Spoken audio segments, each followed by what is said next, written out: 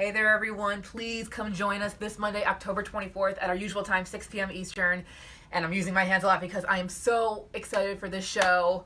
You know, our favorite artist, Ken Hazer, guy who does all these. Well, guess what? He's going to be here in person selling some of his own original art. A lot of our Dynamite covers, more specifically, like Madballs versus Garbage Pail Kids, Vampirella, you name it. So it's going to be such a big deal. We're all going to be here. Me, Rex, John, Robbie, Nick, and again, Ken, most importantly. It's just going to be such an incredible show. So please join us. Again, it's the 24th of October, this Monday at 6 p.m. Eastern. Can't wait to see you there.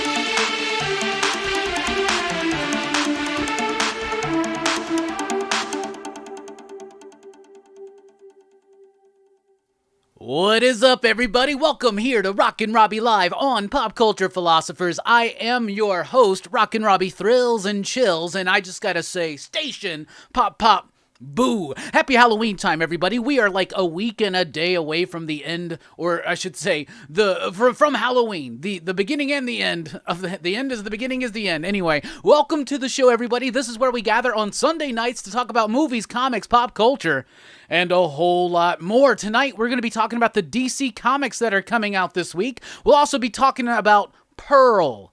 That's right. Instead of watching Black Adam, I decided to watch Pearl, the latest Ty West film, prequel to X, because y'all know how much I love X. So I'm excited to talk about that one. We'll be going back to the 90s and talking about Rob Liefeld's Youngblood #7. We'll be doing a Halloween film franchise ranking. You know, last week we talked about Halloween Ends. I didn't like it. Some people did. That's fine.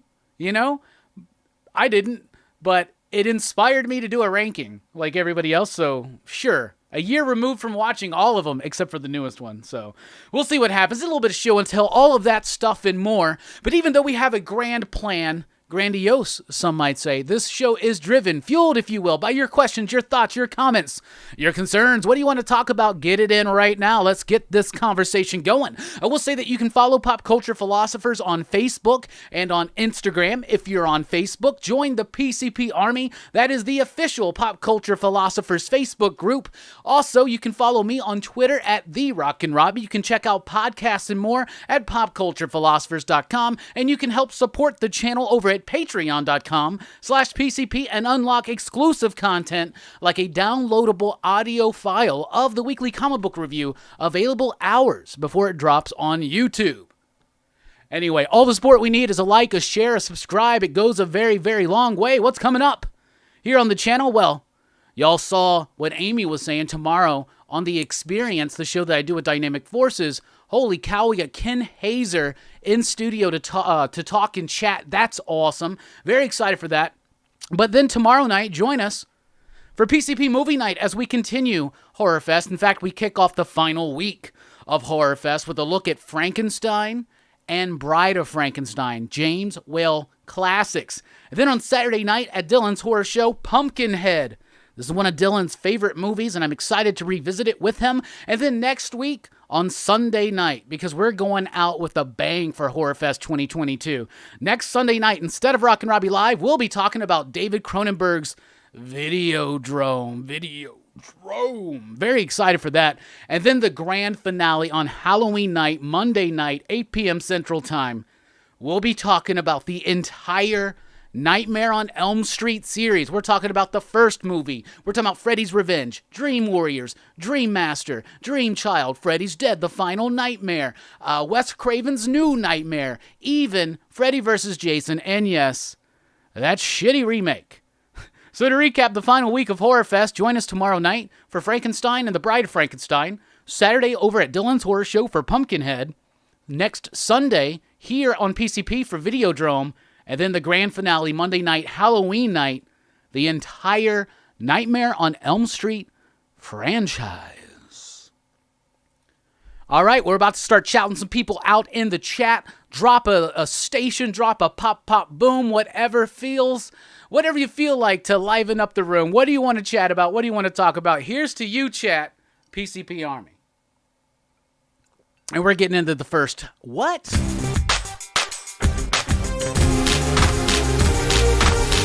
First five. All right, we're going through this 1995 Fleer Ultra Spider-Man set that I picked up a while ago. And this is going to be some cool stuff. We're on card 21. We got Electro.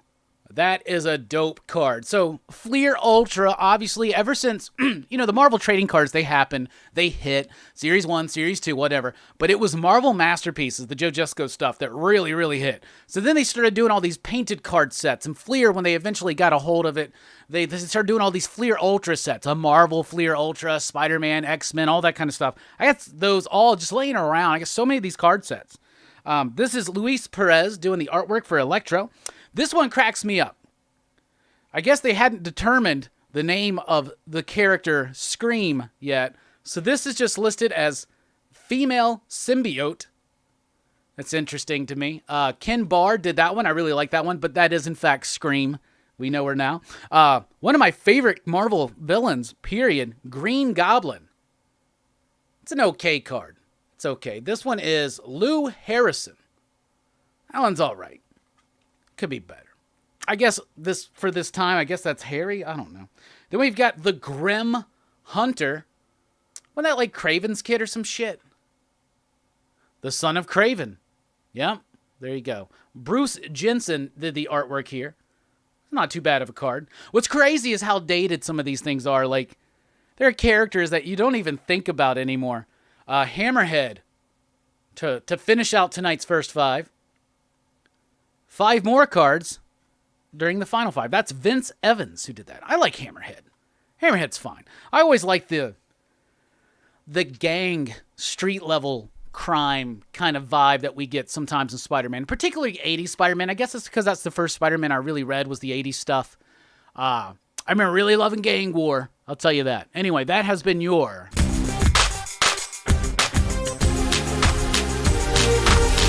first 5. All right. Hey, and we got a super chat from Spilio Station. We don't even have a super chat menu tonight, man. I overdid it last week. We're just chilling with some whiskey, but here's to you, my man, Spilio, with an incredibly generous super chat to kick us off tonight for MegaCon next year, so we can drink the first night away. Hell yeah, we'll kick it off like a Rockin' Robbie Live. That's what we'll do. And hell yeah. And also, I just want to say, how about him? It was an ugly, shitty win, but it was a win. It was ridiculous. Anyway, thank you so much, Spilio!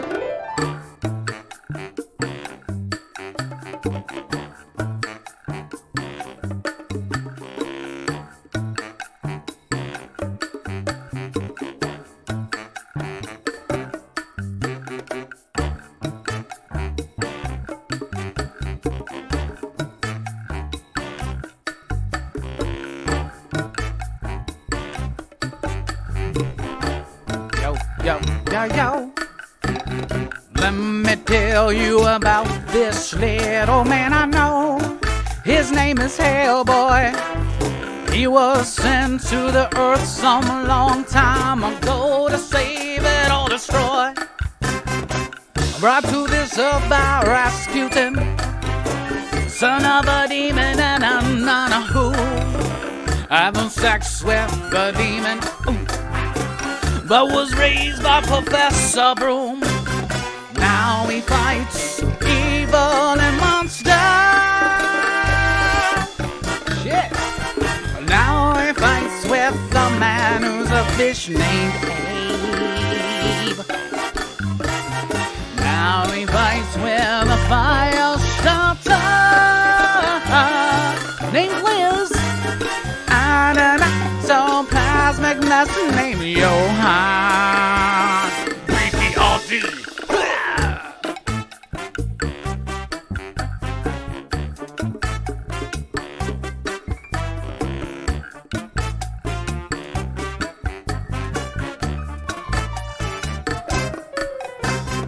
Kicking it off with a bang here tonight. Thank you so much, Spillio. We really do appreciate the support, my man.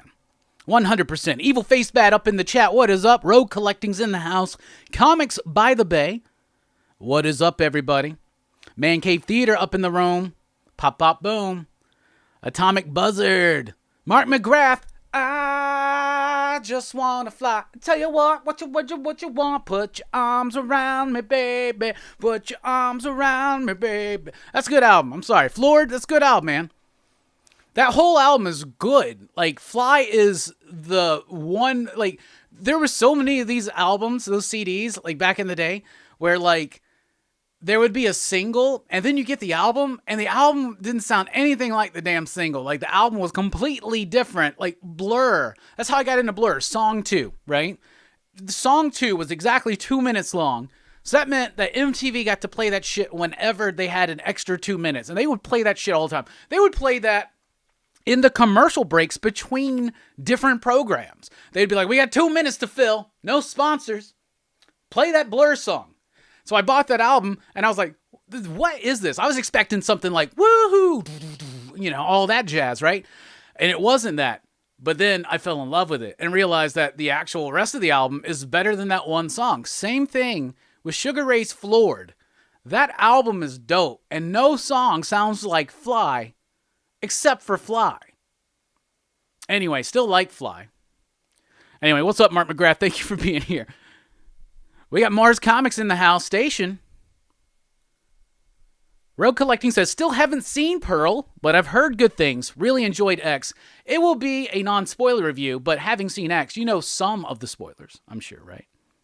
I'm sure. Moni up in the house. Brother Joe is up in the house.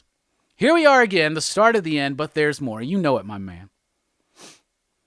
Did you check out Oscar Isaac's crime noir graphic novel? No. Does he have one? Maybe I should then. I think I remember hearing something about that. Is that already out?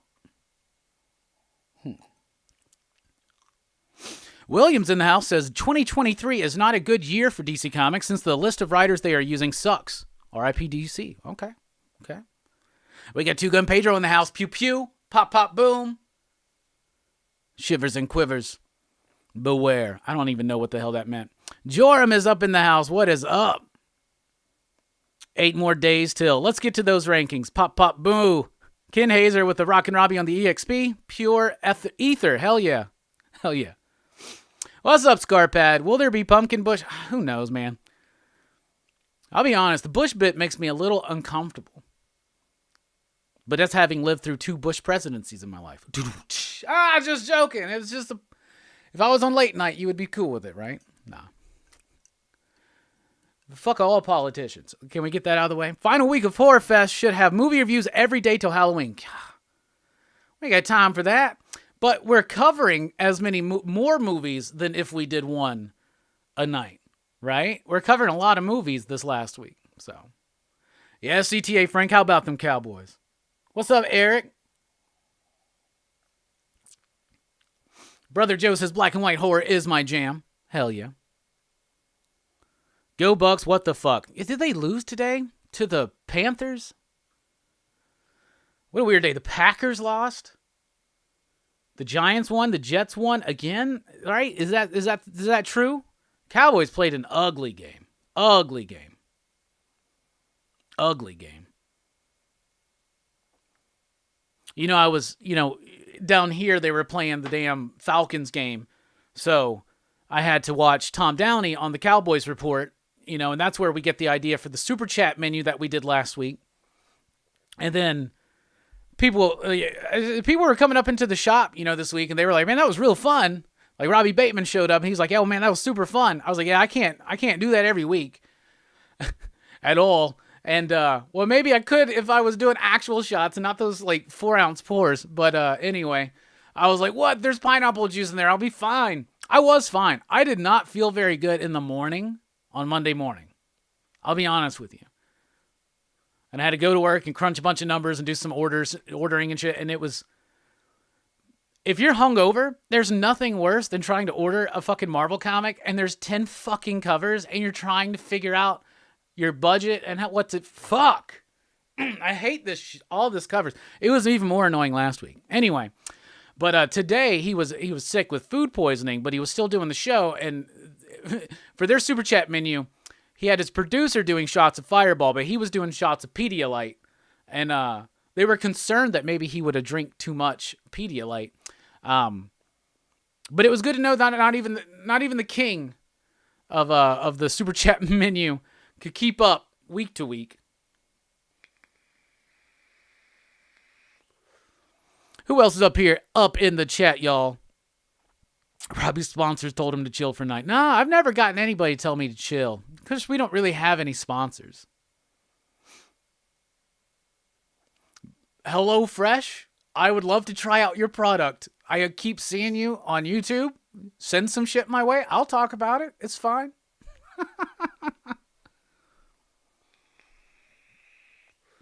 Oh, Giants and Jets also won. Hell yeah, hell yeah. Hey, Big Herm's up in the house. What is up, Big Herm? Good to see you, bruh. Happy belated birthday. Everybody give a station and a happy birthday, belated as it may be, to Big Herm. Figure Drawings in the house. Says, does anyone in the chat like Knob Creek whiskey? I don't get why it's popular. I like Knob Creek whiskey. I don't like it, I think, as much as Maker's Mark. But y'all, whoever was the first person, the people that were telling me Woodford Reserve, y'all have changed me. That's the only whiskey I've drinking since I switched over. I don't even want to try anything else. I do, but everything else I want to try is rather expensive. There's a Japanese whiskey that Joe Bob was talking about on his Changeling night, and I've always wanted to try that. They have it at my ABC store, which I can literally just walk to. But it's always nice when your liquor store's in walking distance. But that's like $100 bottle. So that's like special occasion, maybe for Festivus. But especially since I saw that Joe Bob episode, and then when I watched Audition, because the dude in Audition drinks a lot of whiskey as well. And I was drinking whiskey when I was watching it. It was like a cool, felt like it was in the movie. And then all the shit goes down. If you haven't checked out Audition, you really should. Great Japanese horror film from 1999 by Takashi Miike. We covered it for Horror Fest, and it's it's not the least popular Horror Fest so far this year, but it's like second to the least favorite so far, as far as views go, but we'll see what happens over time. Audition's a great movie. Y'all should check it out. Then check out a very awesome conversation that we did. I got a question I want to put out there. This is something that keeps popping up. And recently Nick said something to me, Nick from Comic Culture Station. He said something. Recently, I think another Nick in the PCP Army posed this idea and this question. But the idea to bring back the movie watch-alongs, like the live movie commentaries. I did a few of them. I did 3 Dracula films, and I did those Mummy films from Universal when we did Mummy Monday 2 years ago. And I had fun doing them, but, we do a lot of live shows here. We got the movie review. I do Dylan's Horror Show. We got Rockin Robbie Live. And then we always sometimes throw in, creator interviews and things like that. By the way, Alex Packnadell's going to be here November 3rd. And then John Lees and Joe Mulvey are going to be here November 5th. So we got some cool creator interviews coming up. Alex has got a new book, All Against All, with Casper Wingard. Very excited for that one. And John and Joe's new book. Oh my goodness, I cannot remember the name of it right now. They have a new book that looks really cool. Anyway, is that something that you would be wanting to see? Would you want to see the occasional movie live commentary, watch along, whatever you want to call it, where we pick a movie, we all sit down, we watch it together, and it's basically a Rockin Robbie commentary track? If that's something you're interested in, let us know in the chat. Yeah, Evil Face Bad. Shots of Pedialyte. I guess, because he didn't throw it up, so that's nice.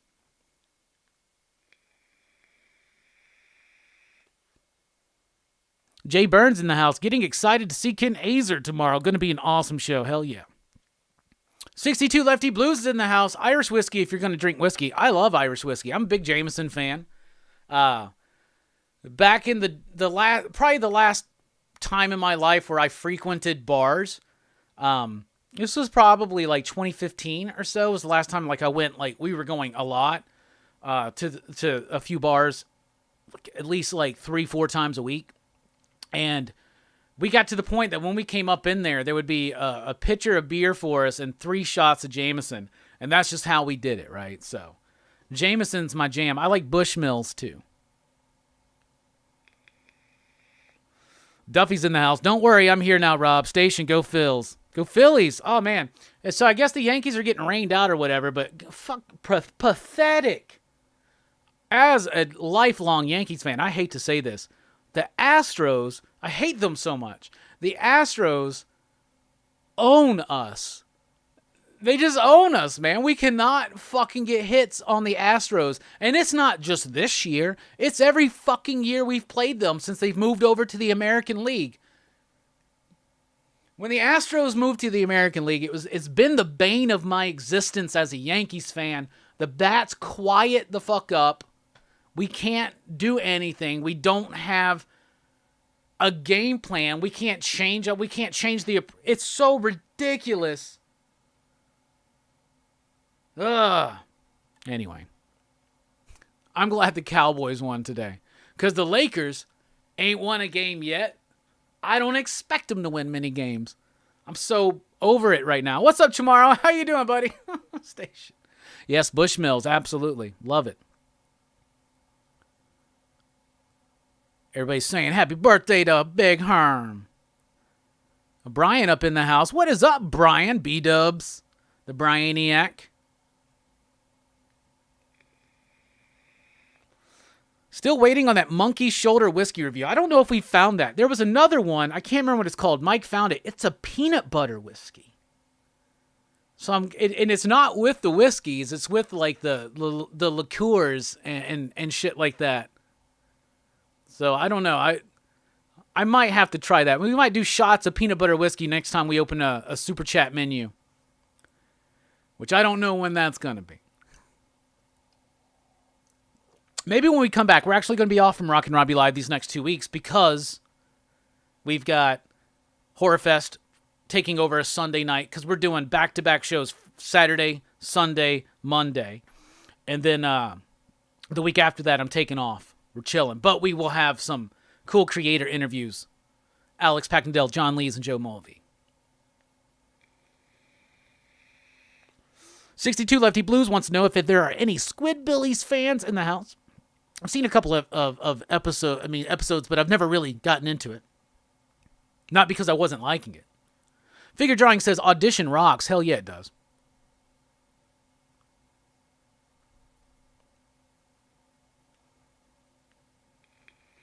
How about them Seahawks, Brian? Aren't y'all in first place right now?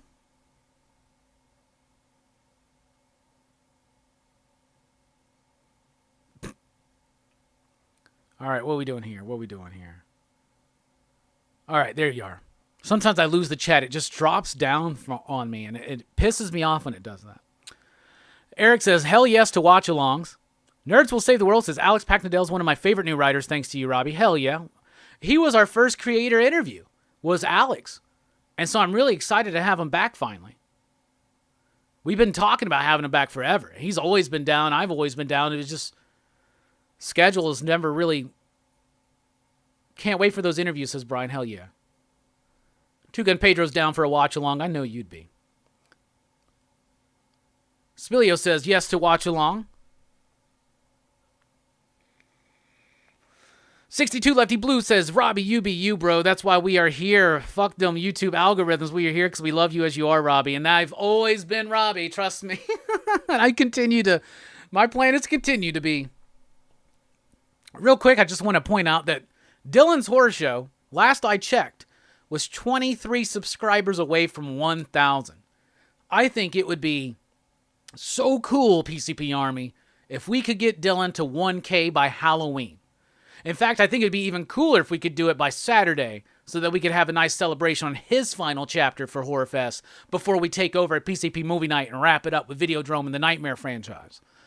23 subscribers, we get Dylan to 1K. And then he can be monetized. And then all of his videos can be unmonetized because of all the stuff we talk about. However, I know that that's a goal Dylan has always wanted to have.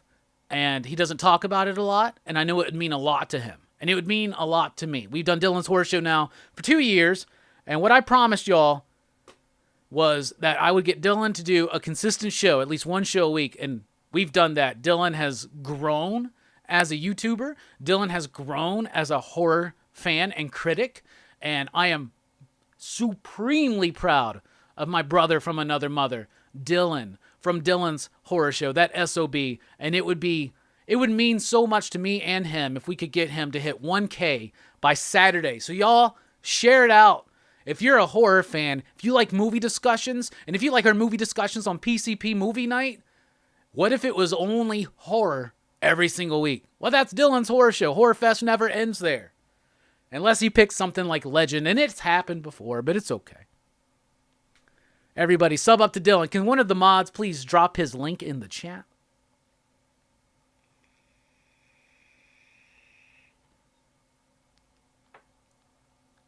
The Last Ride of Pillar and Pride is the book that Joe and John are working on. Thank you so much, Brian. I knew I could count on you. That's why you're there. Nova69. Watch along would be fun. Jay Burns has got to head out. See you tomorrow, station.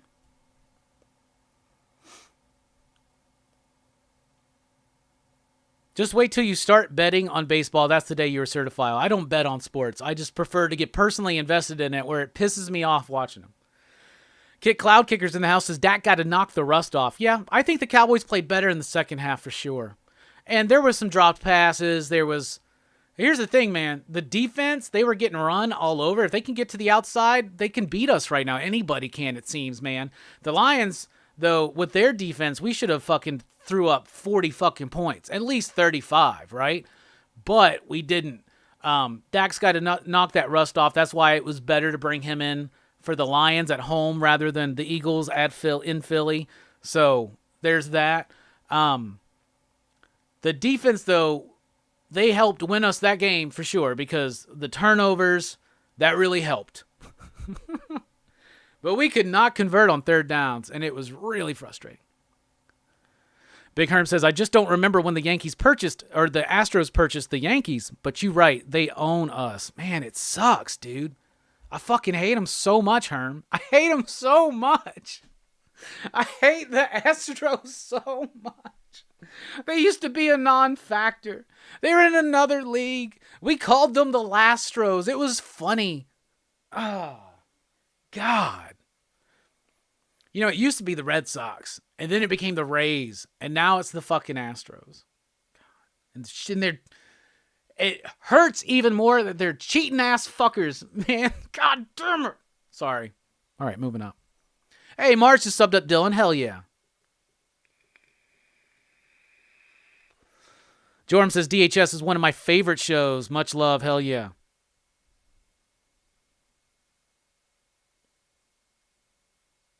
Noir Wolf in the house. Hey, Robbie, remember how many times you were saying the word autumnal this time last year? Station, yes.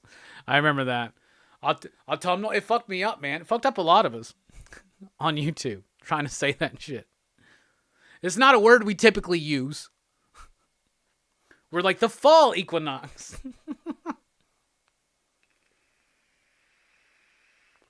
I have not seen Cairo. Is that a movie?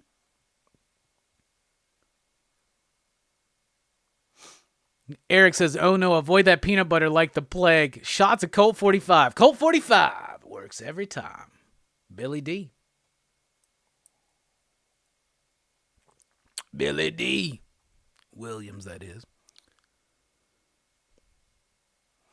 Fabric 86 is in the house. I'm trying to pre-order the metal cover for Dynamite Comics Darkwing Duck #1 for $100. You previewed it on the wrap-up yesterday. Yeah, I'm very excited for Darkwing Duck. That looks awesome. I'm very pumped for Dynamite having the license for Darkwing Duck and Gargoyles, and if those books do good, trust me, that won't be the end of it. And also, their work recently on Mad Balls and Garbage Pail Kids, I love the shit out of that too. And no, they don't pay me to say good things about their books. Just so y'all know. I am honest with my comic book reviews, and there are Dynamite books I love and Dynamite books I don't like. But I give them all a fair shot, and I continue with the ones that engage me. And right now, it's the Elvira comics, it's Mad Balls, and the Garbage Pail Kids stuff. I have fun with the Army of Darkness books because I'm a hardcore fan. I liked that last Evil Ernie series, but I didn't really like the ending of it. Nyx I liked, but it could have probably been a few issues shorter. It would have been tighter, but I did like Nyx. So yeah, that's what I'm thinking right now. We got Mike 06 up in the house station, my man.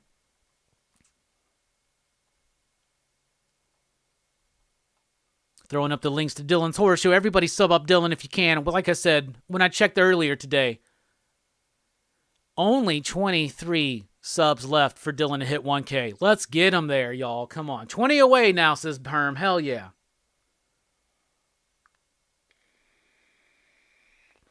A lot of invisible players this week, like Gallup. You right about that. Taki, how you doing, buddy? Two Gun hates them cheating Astros. That's why I bought that Houston Asterix t-shirt. Fuck them guys. God. Even if we win fucking game 4, I don't have hope. Like, even if we win the next 2, we got to go back to Houston. God. And the way that we had to play, like, it's fucked up our rotation where we're not matching our best pitchers up with their best pitchers. And it's fucking me up. And all their pitching is really good. And all of a sudden, I don't want to get into this too much, but our bullpen all of a sudden, which was super strong in the first half, like our team was so dominant in the first half. Then after the All-Star break, to be honest, y'all, it's been pretty shitty in New York, okay? Like, we have the Judge record, AL home run record breaking. That was cool, but like, Jesus,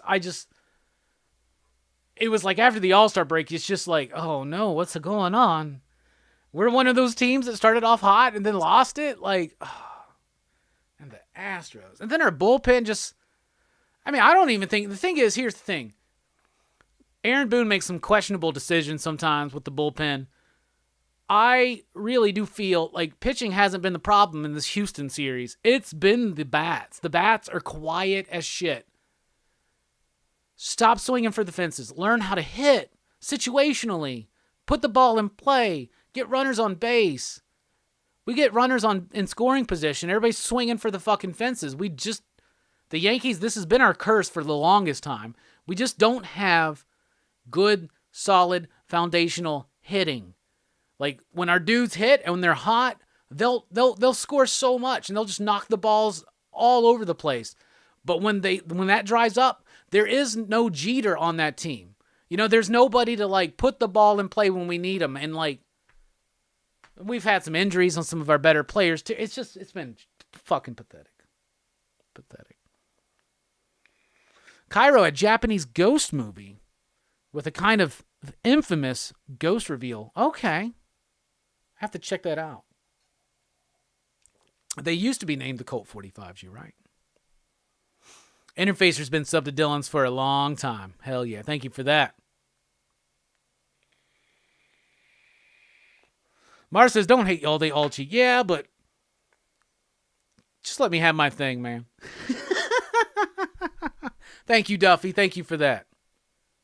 Dylan's at 984 now. Hell yeah, y'all. Let's do it. After the All-Star break, the price of cocaine went up. You're right, Herm. The bullpen's been good as the bats. There have been some questionable decisions by Boone, though. Mostly in the Guardian series, but we prevailed. We overcame that. I just really wish the Mariners would have put away the Astros. I even told Brian, because Brian's a Seattle fan, Seattle sports, so he liked the Mariners, and and I told him, I was like, I really hope y'all put away the Astros, because I'd rather face y'all than them, because I get nervous when the Yankees play the fucking Astros, especially in the postseason. Arg. It bothers me so much, y'all. So much. All right, I appreciate everybody subbing up Dylan's Horror Show. Let's jump into some content here. DC Comics. They got books out this week, believe it or not. I've read them. Let me tell you what I thought about them here on the DC Sneak Peek.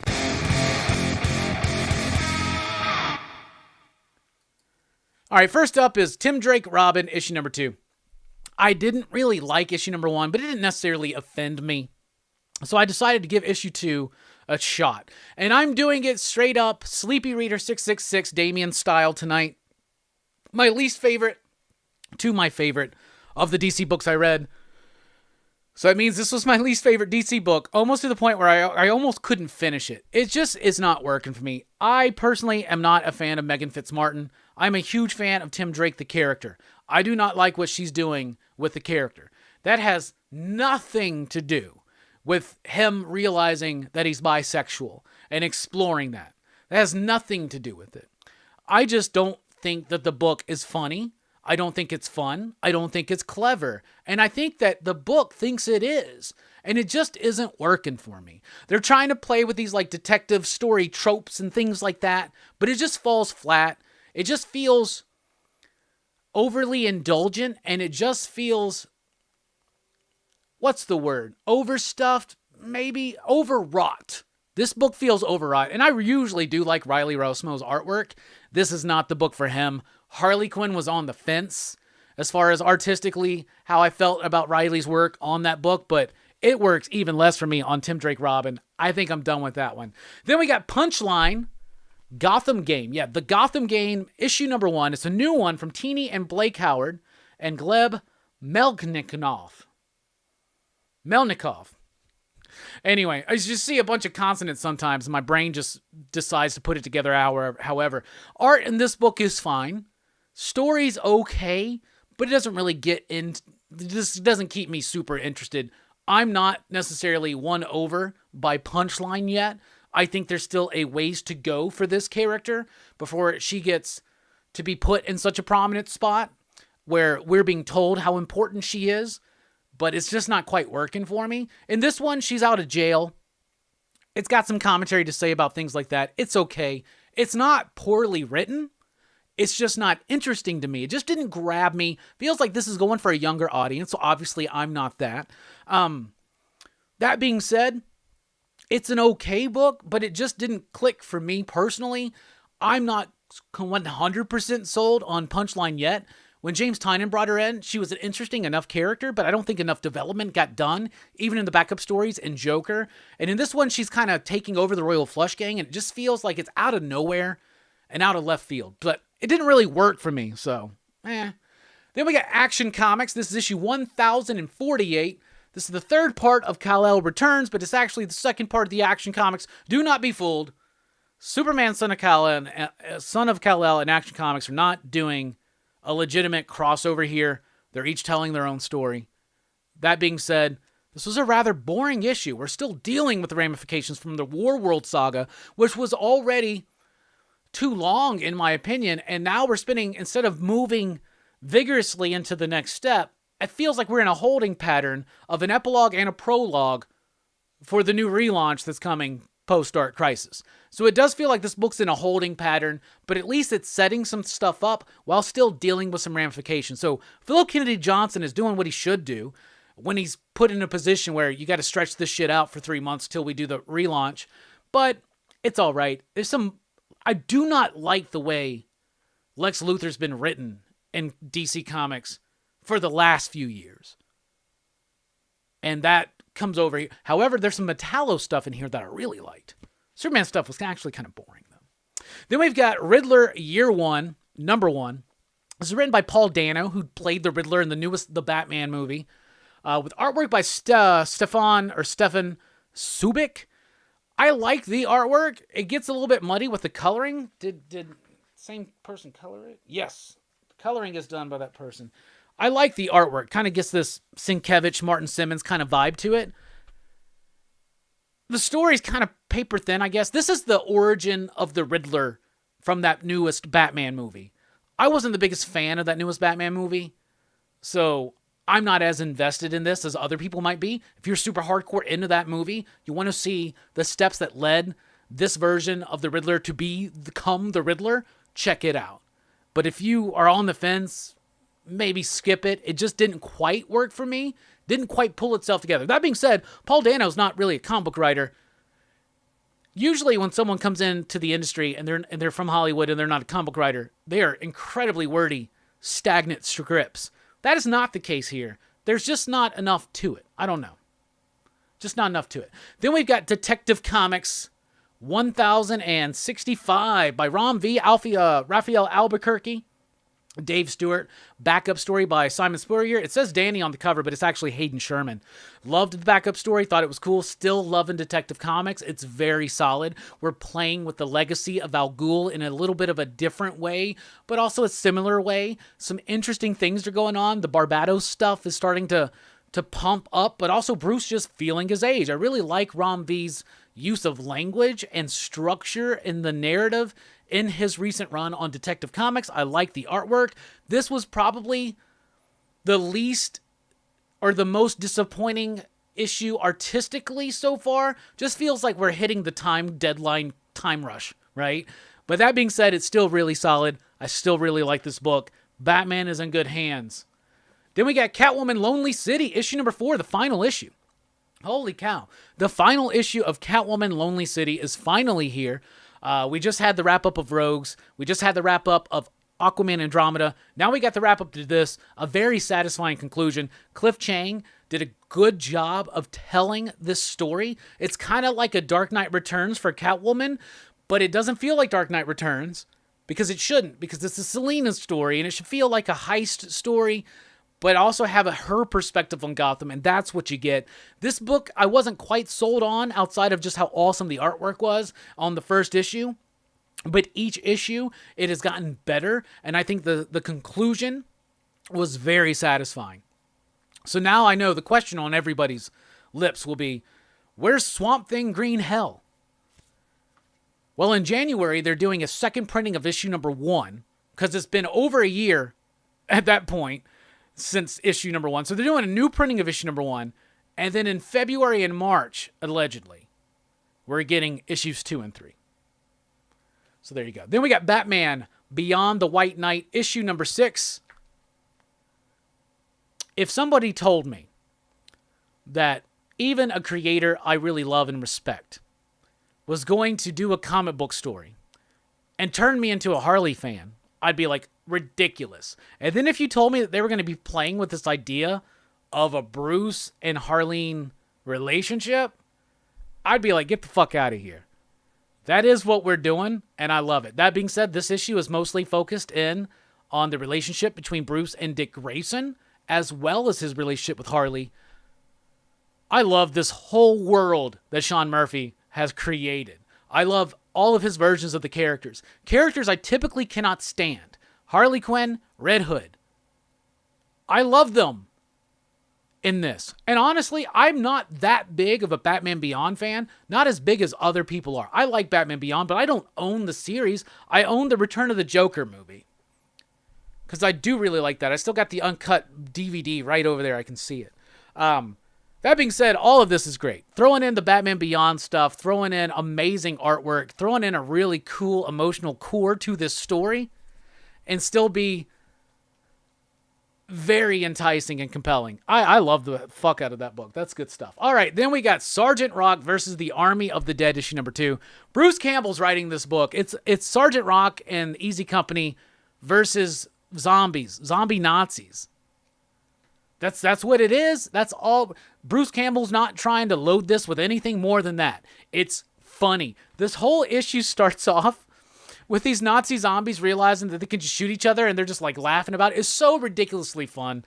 There's this program going on. The Nazis are reviving their dead soldiers, turning them into zombies so they have even if you kill them, it's not going to stop them, right? So Sergeant Rock and his team are trying to are falling into this mystery, and they're going to be the ones to have to stop it. Eduardo Risso is the artist here, but the coloring, at first I was like, is this Dave Stewart? No, it is. Let me look. It's on the back. It is Christian Rossi. Holy cow, the coloring in this book is amazing. With Risso's line work, the spotting of blacks. This is a good comic. Amazing artwork, well crafted. And Bruce Campbell coming in, not heavy lifting, but not underselling it, doing exactly the job he needs to do, and making a great comic book. It's Sergeant Rock versus Nazi zombies. And it's awesome. Y'all, and my favorite DC book this week, I'm surprised by this, but I am loving The Human Target. The Human Target with issue number 8. Now, Strange Adventures with Mitch Gerrits and Doc Shaner, I thought was a great book. And then at the end, I got really pissed off with what Tom King had actually done to Adam Strange, and I said, character assassination. And that's just silly of me to say, especially when I know that this is outside of continuity. They're trying to do something different. That being said, easily anybody could be like, this is character assassination on the Justice League International. Now, I am a fan of the Justice League International, but they've, to me, always been that silly Justice League group, even though that was some of the first Justice League comics I read, was that stuff. This is a good book, man. Tom King is crafting. It's an easy structure to figure out. At the beginning of this one, Human Target gets poisoned. He has 12 days to live. Each issue is a day. But they're also focusing in on interesting interpretations of the Justice League International characters. And I have never in my life been more thirsty for ice. Like, for real. Like, there is something so 40s noir detective, sexy femme fatale mystery detective story going on here that I love. And Greg Smallwood's artwork, it's a dream. And it's bringing it into this like 60s kind of flavor. I freaking love it. I think that book's awesome. All right. So to recap, Tim Drake Robin, pass. Punchline, Gotham Game, pass. Action Comics, we're just biding time, setting things up. That's what we're doing. The Riddler Year 1, if you're a fan of that movie, worth checking out. Detective Comics, very solid. Catwoman, Lonely City, a very solid conclusion to a solid series. Batman Beyond the White Knight, goddamn. Sergeant Rock versus the Army of the Dead, better than it should be. And Human Target. I'm loving this ridiculous-ass book. And that has been your DC sneak peek.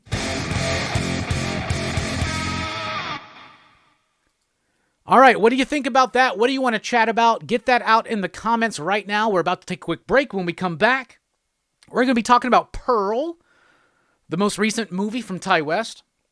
And we're going to be talking Youngblood number 7. We'll be right back, y'all, here on Rockin Robbie Live.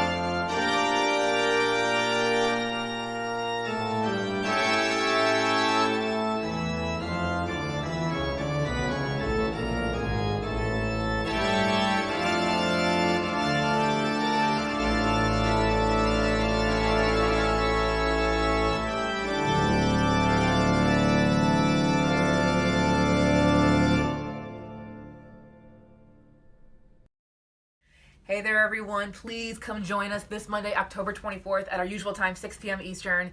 And I'm using my hands a lot because I am so excited for this show.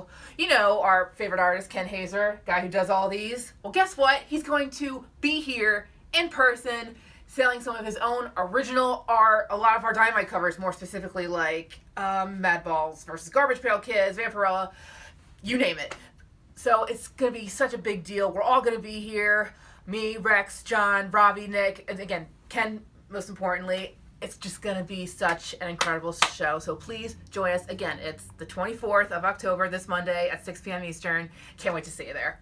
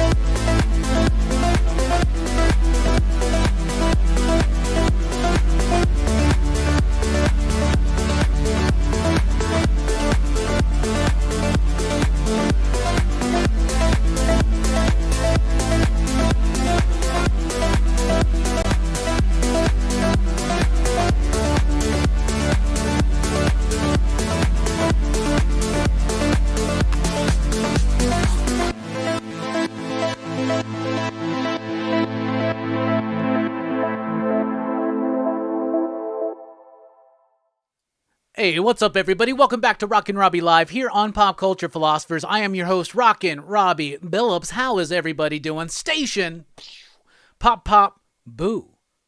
Because it's the Halloween season and all that jazz. Anyway, we have already had a great time tonight. We just concluded the DC sneak peek. I'm excited to dive into your comments on that. And then we got more coming up. We're going to be talking about the movie Pearl by Ty West. I had a chance to check it out. I chose to watch it over Black Adam this week, but I will watch Black Adam and give y'all my thoughts and probably a standalone video since we won't be doing Rockin Robbie Live for a couple weeks. Then we got Young Blood and Image in the 90s coming up. Also later in the show, the Halloween franchise rankings. That is going to be going on. Find podcasts and more at popculturephilosophers.com. You can follow me on Twitter at the Rockin Robbie. I'm close to 1,000 followers there. That could be really, really cool. Right? You can check out Pop Culture Philosophers on Facebook and on Instagram. If you're on Facebook, join the PCP Army. That's the official Pop Culture Philosophers Facebook group. You can support the channel with Super Chat tonight like John Spilio already did earlier, and we really appreciated my man Station. Or over at patreon.com/PCP and unlock exclusive content like a downloadable audio file of the weekly comic book review available hours before it drops on YouTube. But we're about to kick it live and do it thriving. I don't know where I was going with that, but we're about to kick back in to Rockin Robbie Live right here. I see that somebody said Dylan was 10 away right now from 1,000 subscribers. That's what Two Guns said. There's a link in the description. There's a link there in the chat. Yes, Eric, let's get DHS to 1K tonight. If you like the content that we do for PCP Movie Night, you like those long-form discussions and analysis of the films that we watch, we do that every week on Dylan's Horror Show, but it's all horror films. So if you love Horror Fest as much as I do, it doesn't have to end every week, every Saturday night. Dylan's Horror Show. We do Horror Fest pretty much. It's great. Speaking of Horror Fest, we are about to kick off the final week. So before We do that tomorrow night. Join us over at the Experience. As Amy was saying, Ken Hazer's going to be in the building. Very excited to have the awesome Ken Hazer there. I'm excited as shit about that. But then after that show, tomorrow night on PCP Movie Night, 8 p.m. Central Time, Frankenstein and the Bride of Frankenstein. And then Saturday on Dylan's Horror Show, where hopefully we'll be at 1,000 subscribers. Check out Pumpkinhead, one of Dylan's favorite movies. And then next Sunday, instead of Rockin' Robbie Live, we're doing another bonus episode of PCP Horror Fest because we're kicking it off. We're ending it with a big bang. Let's just say that. Videodrome next Sunday, and then Monday night, Halloween night, 8 p.m. Central Time, the entire Nightmare on Elm Street franchise, y'all. Good times to be had. Good times to be had. And we got Bullseye Bob in the house. Station.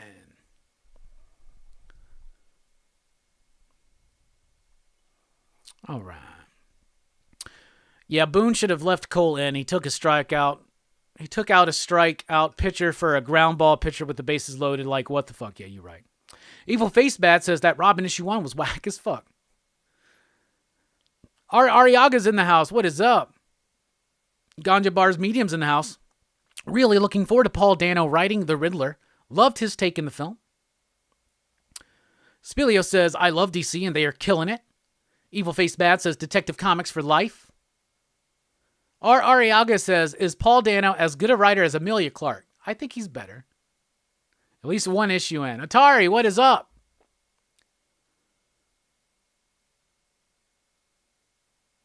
Dominic says, issue 2 and 3 of Green Hell better be printed and at the distributor ready to go before they pull out that second number 1. Hell yeah. Harley and Bruce, give me a break already. That's what I would have said, but it actually works for me. But yeah, we got Bullseye Bob in the house.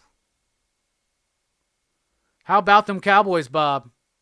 How about them? Ugly win, but it's a win. We get ease Dak back into it. Yes, I agree, Jorm. Eduardo Risso is an excellent storyteller. Trade Paper Dad's in the house. Mike says, Greg Smallwood's art is awesome. He had a great run on Moon Knight a while back. Yes, with Jeff Lemire. Good stuff. Everybody, let's get DHS, Dylan's Horse Show, to 1K tonight. Sub them up. Bobby De La Ghetto's in the house. What is up? What's up, Mabel? Human Target, a detective solving his own murder is nothing new. Milligan's was better, so was Ween's. Yes. Sure, we've seen it before, as Joe Bob would say, Mark McGrath. However, have we seen it with Greg Smallwood artwork and the most sizzling interpretation of ice ever? I think we have not. Yes, in the Halloween time, I always like that Bach song, Toccata and Fugue, in D minor, I believe. I remember when I first started learning how to play the piano and keyboards and shit, I was like, I want to be able to play that one day when I'm like 40. Nope. Not at all. Chocos, what is up? Chocos 26 station. Dylan is now 5 away, says Taki. Wouldn't it be crazy if we did it tonight, PCP Army? If we did it tonight, it would be monumentous, and it'd mean a lot to me personally. However, I would be like, where the fuck we been with that? I'm just kidding. I appreciate it. Now, don't sub up and then leave. Like, sub up for real.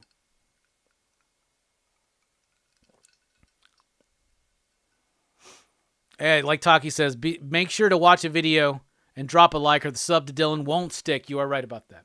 My favorite NBA team, unfortunately, is the LA Lakers. We haven't won a game yet. Mike says, congrats on your Cowboys winning against my Lions. It's so tough being a Lions fan. They are consistently great at finding ways to lose. I'm sorry, Mike. That does suck. I hate it when your team loses. Hey, what's up, Billy? How are you doing? It wouldn't be a Rockin' Robbie Live without Billy.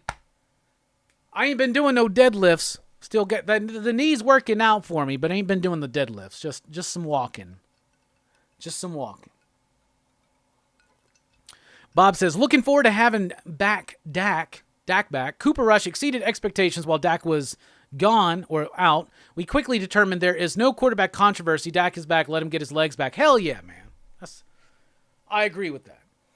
Just want to point out to everybody that we are planned out through March already on PCP Movie Night. November is Godfather month. So we're doing Godfather 1, 2, and 3 on 3 separate weeks. So we're giving a show to each. Because that's how, we're not doing franchise. We got to dive in. And we're going to be with some people that have never seen the Godfather films, like Perry and Brooks. Brooks, who loves the book by Mario Puzo, has never seen the movies. So that's going to be fun. For Christmas, we're doing 2 movies. We're doing Go, which is a Christmas movie. And we're doing Batman Returns, which is a Christmas movie. And then I've already been sending out the list to some of our panelists and to some of the Excitable PCP crew, trying to fill in some of the roles because we already got January, February, and March Madness planned. Y'all ain't seen nothing yet. Bobby De La Ghetto says, Godfather month, I finally got my month. Hell yeah, brother. How about those Chiefs, man? I was watching the beginning of that game, and it looked like everything was going the 49ers way. And then I watched Freddy's Dead Final Nightmare, getting ready for a Nightmare on Elm Street franchise review to kick. I keep trying to say kick off Horror Fest, to end Horror Fest with a big bang. So I was watching Freddy's Dead, and then when that was over, I turned it off, and the Chiefs were definitively winning. I'll tell you that.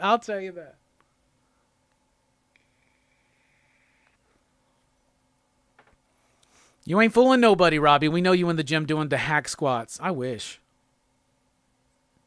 What happened to Die Hard? It's a Christmas movie. It is a Christmas movie. We did Die Hard for Action Fest last year when we did our little Christmas in July bit.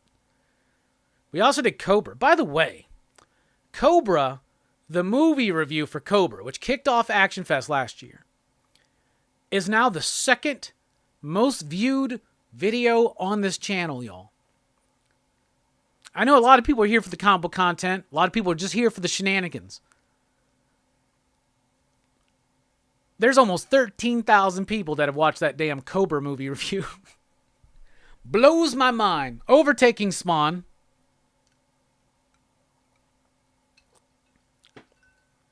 When will you return to Sunday morning Kung Fu movie reviews? Well, Bob, I don't know. Horror Fest has definitely taken up a lot of time, and things have gotten just busier in general.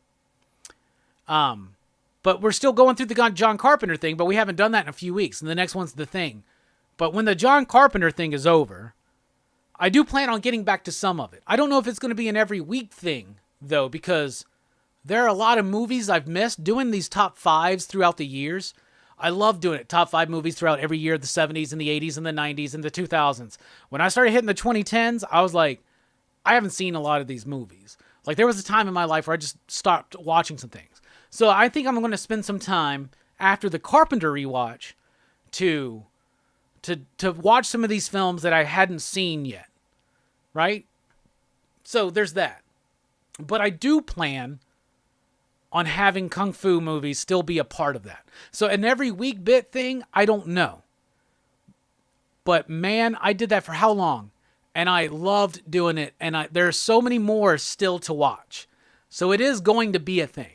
That's why if somebody I knew happened to do a monthly Kung Fu movie show and wanted to invite me along with them, I would love to do something like that. You're the disease and I'm the cure. Hell yes, I love Cobra. And what breaks my heart is that me and Perry seem to be the only people that really liked it that night. Like Brooks and Jelani, they weren't feeling it, right? And, well, fuck y'all, man. Because the audience has spoken. Almost 13,000 views. Well above anything else. Come on, y'all. Apparently people like Cobra. So take that, Jelani and Brooks. Or maybe they just like watching Jelani and Brooks shit on the movie. I don't know. But I liked that movie a lot. I loved that movie when I was a kid. But to answer your question, Bob, at some point in the future, not with as much veracity as we were doing, but just because I need to fill in some of these gaps of my movie knowledge from the last few years.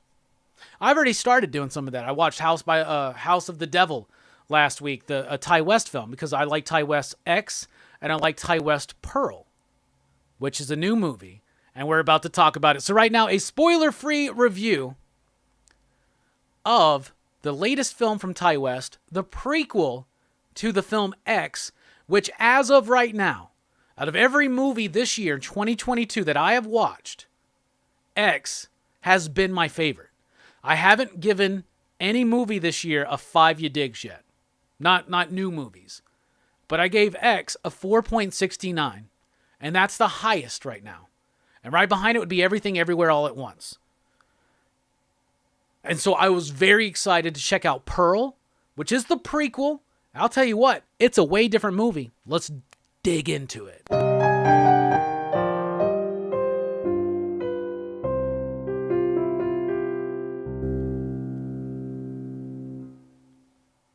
So I guess Pearl came out like a couple months ago or whatever. I was not able to make it to the theater to see it. It hurt me not to be able to go see this movie when it first came out because I really, really wanted to, but things were getting busy. We were rearing into Horror Fest, but I love Ty West's X. Like I said, it's my favorite movie of the year so far, a throwback to that 70s, early 80s slasher, Texas Chainsaw Massacre kind of vibe that I absolutely loved. Now, one of the main characters, one of the main antagonists in that movie is this old woman named Pearl, who's a nymphomaniac and a maniac. She's a murderer. This is her story. So Pearl is a film by Ty West that was co-written by the star Mia Goth. Now, Mia Goth played Old Lady Pearl in X. She also played the character Maxine in X, and she was fantastic in that movie. This is a better performance from her. Holy cow. Mia Goth is amazing in this film. She also is a co-producer. She's also the co-writer. Martin Scorsese loved this film, made me want to see it even more, and he said that Mia Goth, he listed her as a creative partner and muse to Ty West, and you totally feel it. So this is the story of Pearl. It takes place on the same farmhouse as X. She lives there with her mother, who is incredibly overbearing. Oh my goodness. And she's got a father who's sick. He is not doing well at all. This also takes place in 1918 during that Spanish flu epidemic. And so there's some interesting bits that they're doing about the masks and the pandemic and whatnot. But it's interesting how it relates to today, but in a different way. Not in a judgmental on either side kind of way. Really like it. But a lot of the stuff that we saw in X, like the crocodile, it's in here. And having seen X, it builds up even more tension in this movie. Pearl is alone on this farm with her parents. She's taking care of her dad. Her mom's like lost it. She's overbearing. And she just wants to be a dancer. She wants to be a star. She wants to be in the movies. So she goes and sneaks off and watches the movies whenever she can. She meets this film projector, a projectionist, and he kind of awakens something inside of her. Which leads to an awesome scene with the Scarecrow. This movie, by the way, has a lot of imagery and symbolism and parallels with Wizard of Oz, which is interesting. If X totally captured the vibe of that 70s slasher, this one is capturing that vibe of the golden age of old Hollywood. But she kind of develops these feelings for this projectionist or whatnot. She has a husband who's off fighting the war, so that's always going on in the background. But her interest in him, he shows her a stag film, which ties into the pornography theme that we got in X. I thought that this movie would veer more into that, but it veers more into the descent of madness of Pearl. She's a sad figure in a sad, miserable situation, and you feel for her, but when she starts really turning, it turns. And like I said, there are parallels to Wizard of Oz, and I can get that. Not just with the setting, not just with that wild scarecrow scene, but I think the film projector is the Tin Woodsman, right?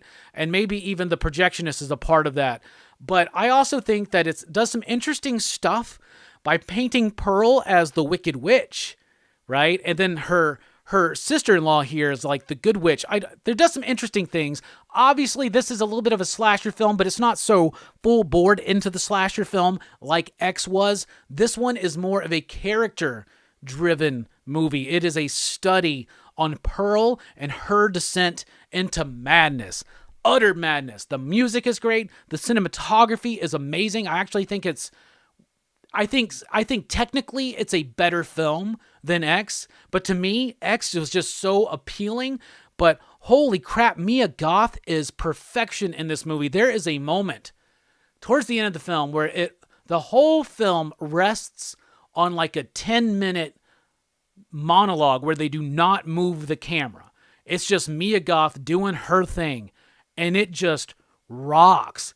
She definitely needs to be nominated for Best Actress for this movie. I freaking loved Pearl. One of my favorite movies of the year.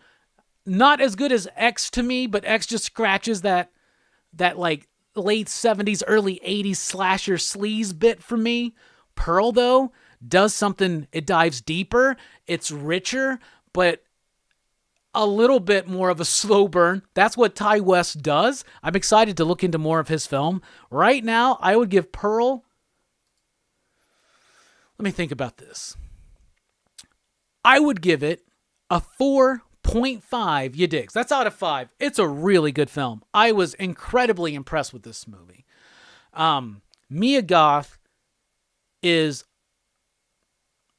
She is a presence in this movie. I loved her in X, but holy cow, she gives it everything she's got. The problem is with the movie, if I have a nitpick, none of the other characters really are fleshed out well enough for me. The dad stuff is cool. The mom is a great character. The projectionist and the sister-in-law are good characters, but that's pretty much all we got. So it's a smaller cast, just a little bit smaller, but there's less of a personality from some of these other characters. Not that there's less of a personality. The mom is definitively defined, and so is the projectionist a bit. But aside from the mom, they all just feel kind of a bit there and generic. That's the only thing I got against this film. Technically, incredibly sound. Ty West knows how to make a damn movie. I watched House by the Devil last week for the first time. Thought it was a bit slow. Took a minute to really get there, but then I did watch it on Joe Bob's last drive-in, so he was cutting in, telling me information, but I love watching it like that. I love watching movies new like that, too. It reminds me of watching some of this stuff on Monster Vision back in the 90s for the first time. This is a fantastic film. A fantastic film. Ty West has done 2 of these damn movies, right? Like, out of nowhere, X comes out, and then Pearl's announced, and now we're getting a third film, which is a sequel to X called Maxine, which picks up on Mia Goth's character from X. She was, like, spoilers, the sole survivor. She's amazing. The cinematography is gorgeous. The music is great, too, because it plays with that old Hollywood style and aesthetic and vibe and feel, and it really works for me. Y'all, I think I might be a Ty West fan, and I haven't even seen but 3 of his damn movies. This is solid. Doesn't quite match up to X for me, just because X is just like sex and kills. And this one's a little bit more deeper, a little bit more of a character study, right? But it works, man. It may technically be a better film. But as far as favorites, X gets the smidgen. So for me, Pearl would definitely get a very enthusiastic 4.5, but not quite a 4.69. One of my favorite movies of this year. What did you think about it? Let us know.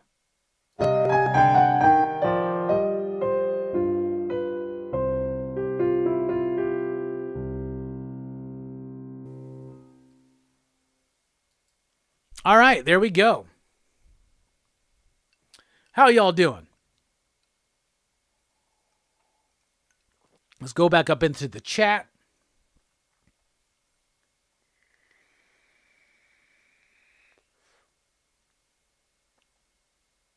Mars says, I am here for the shenanigans. Hell yeah. Evil Face Bat says, stroke that beard, you sexy bastard. Thank you. Thank you. I will. You talking to me? Just making sure there's nobody with a beard behind me.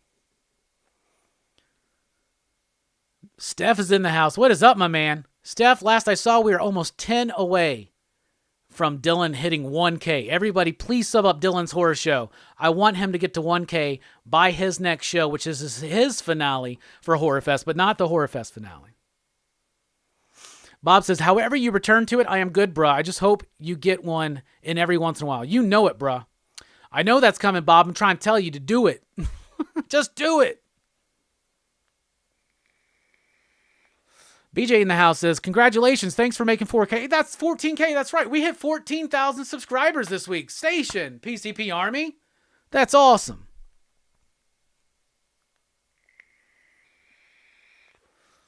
Numbers don't lie, mofos. Cobra. Cobra was the cure. GTK Comic, what is up? I would like to see you do a review of the Shining documentary, Room 237. I love that documentary so much. That documentary is really good. I'll tell you this, I really like it. I'd give it a 4.5 you digs. But we've never done a movie review for a documentary, but I am really thinking about doing one for our April lineup for PCP Movie Night. And I have a good one in mind. So, if y'all would like to see us review a documentary, let me know. In fact, I'll let you know which one I'm thinking of. I think to pop the documentary review cherry, I think we should do Crumb. Because it's about a comic book artist, a comic book cartoonist, a cartoonist who's pretty much a genius and an interesting figure. And the documentary is done by Terry Zwigoff, who did Ghost World. So ever since we watched Ghost World, have really been wanting to dive into it. And my friend Jamie got me that for my birthday or for Christmas or something this last year. So I have it and I'm ready to unpack it. If y'all want to see that, let us know. And yeah, Room 237 would be a cool one to talk about too. I love Room 237. A documentary about The Shining, y'all. And all these different interpretations of it. And I just think it's incredibly fascinating. Figure Drawing had to dip out because he hadn't seen Pearl, but he thought X was dope as fuck. Hell yeah. Which is your favorite pick of the week among every pick of the week? Whew. I don't know. I'd have to see a list of the pick of the weeks. But this year, Agent of World is solid as hell for me. And every time I put together this little half-ass list of the best comics of the year, I keep going back to that one. Steph's finishing Pearl as I speak. Got to turn the volume down. BJ says Pearl was awesome. Reverse Amoeba says X was fucking great.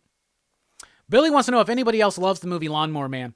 I wasn't the biggest fan of Lawnmower Man back in the day, but I think it's worth rewatching. Steph says Mia Goth. Love the bright, whimsical tone of the film at the beginning. Yeah, it really does invert the expectation of Hollywood in that golden age. Mad Max Pliskin in the house. What is up?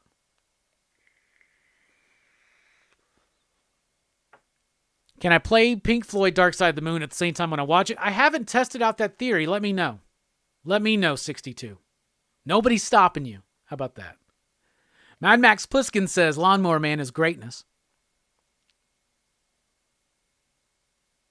Mike says, I was on the Cobra movie review. I gave it a 3. I forgot that you were there, Mike.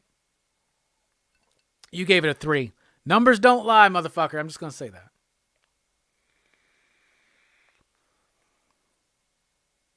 Hamburger basket is in the house. I would like to order a hamburger.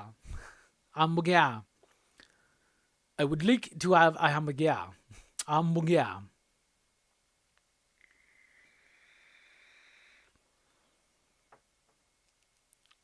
I am doing well, Hamburger Basket. Thank you for asking.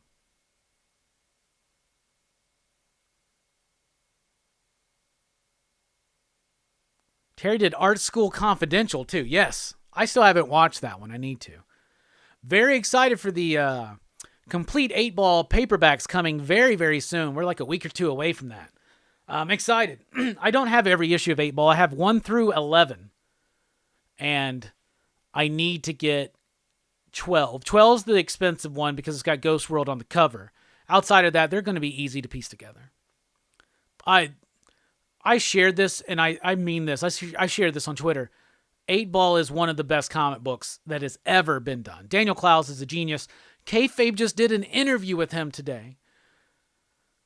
And I cannot wait to watch that. I have not watched it yet, but oh my goodness, I really need to. That's a good one, but I would recommend the documentary Grass. Narrated by Woody Harrelson. You know I love that movie Grass, man. That's a really good documentary. A lot's changed since that documentary.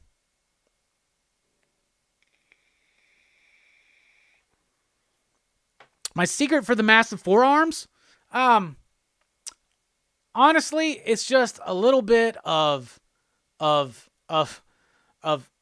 for forearms. Okay, well, when you're in the gym, you do this number, right? You do that number, right? You do that thing. So there's that, right? Jerking off as well, and switch your hands up because you don't want one to be less than the other. But you don't want to do it too much. You don't want Popeye shit going on, right? Do the documentary Crumb or do Dig. Never seen Dig. Our Ariaga says Free Solo is the best documentary I've seen. I used to be in these, back in the early 2000s, I was getting into documentaries and I would be into like those ones that were like politically charged and shit. Like I remember my favorites were like Outfoxed, where it was talking about Fox News and shit. Like I thought it was like Rupert Murdoch's war on journalism or some shit like that. I owned that for a long time. The Corporation still remains a documentary that I really like. The Phenomenon is one I really like. It's more recent. It's about UFOs and shit.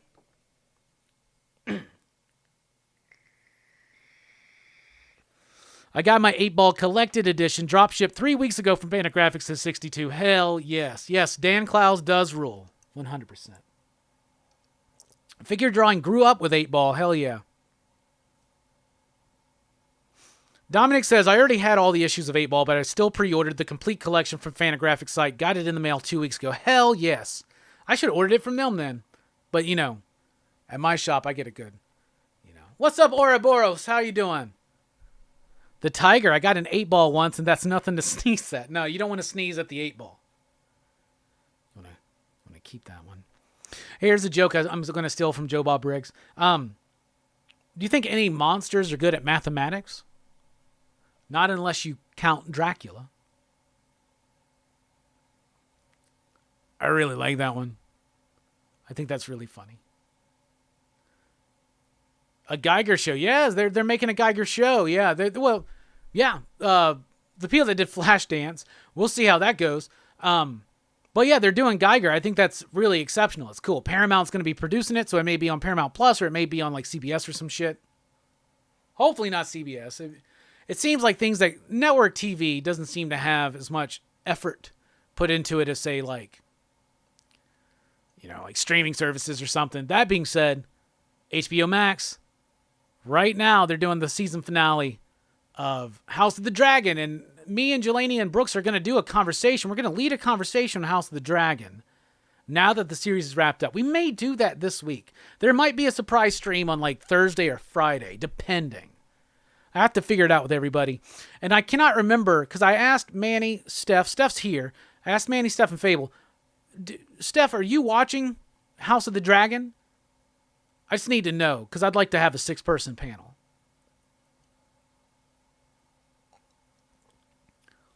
You know what other monster is good at mathematics? The Fly, because he invented a teleportation device. Well, he's got to be good at mathematics for that.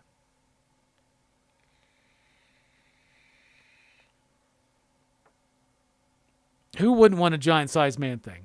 Depends on what we mean by, yeah. Okay, Steph's there. Hell yeah. I don't know if Manny and Fable have been watching that one. I'm not sure. I'm excited. I'm going to, as soon as we wrap up here, we're going to jump into that. Speaking of jumping into things, let's jump into Image in the 90s. Image in the 90s. All right, we're talking about Youngblood #7. And I know we used to do these 90s bits and everybody was like, oh man, what Wolverine book are we going to talk about? What cool book from the 90s? And I know we've been going on Youngblood for a while, but we're nearing the end. So we're talking about Youngblood number 7. I really did like the first 5 issues of Youngblood, but I thought 6 was a step up. And we got that team returning, though we have Danny Mickey being joined by Jonathan Sabal on the inking. I can't remember. Was he on the last issue?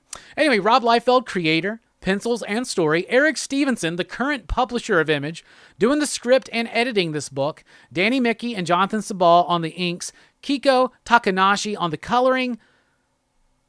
Levels above digital coloring for 1994, right? This book was promised after a long delay.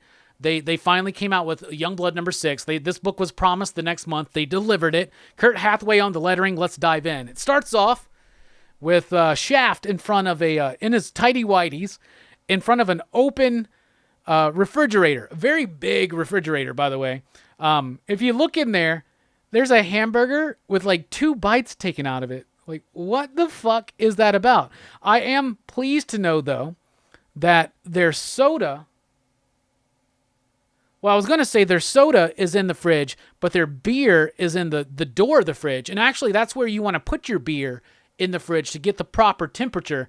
But I just noticed upon closer inspection, that's V8. Anyway, Shaft starts eating all this food. He's trying to talk himself out of it. And then he's eating, and then all of a sudden he's super fat, and everybody in Youngblood's laughing at him. And he wakes up, and it's just a dream. He's there with his hot girlfriend. He's still jacked. He fell asleep. He apparently had too many enchiladas that night and dreamed, and that's his big fear is being ridiculed for being fat, I guess. Maybe that's Rob Liefeld's insecurities coming out. Then we cut to a ski lift in a skiing resort, and Badrock is out there skiing. So we get one of those centerfold kind of big things, and it's Badrock having fun out there. And yes, they call him Badrock now because we can't call him Bedrock, and I think that's silly because Bedrock's literally a frickin' thing. Like Flintstones, you got come on, it's an actual thing. Like, so like I can't call something cloud. I can't say the word cloud. Clouds are things, so is Bedrock. Anyway, Badrock is out there just having some time, having some fun, enjoying himself because he has now been overtaken as of the last issue as the most popular member of Youngblood because now it's Troll, and we'll get to that. So he's talking with his agent, and they're having fun. They're doing their thing. He's schmoozing it up with some fans, signing autographs and whatnot, and they're having a decent enough time. Then we switch to Youngblood headquarters. We're in the last issue. We got introduced to some new characters, a new iteration of Youngblood, including Troll. And BJ Troll here is the new popular member of Youngblood, overtaking Badrock's reputation. And what a fun... weird page here, y'all. First of all, the shower's got bricks behind it, like straight up bricks. So I guess that's nice. It's a nice shower, I guess. This dude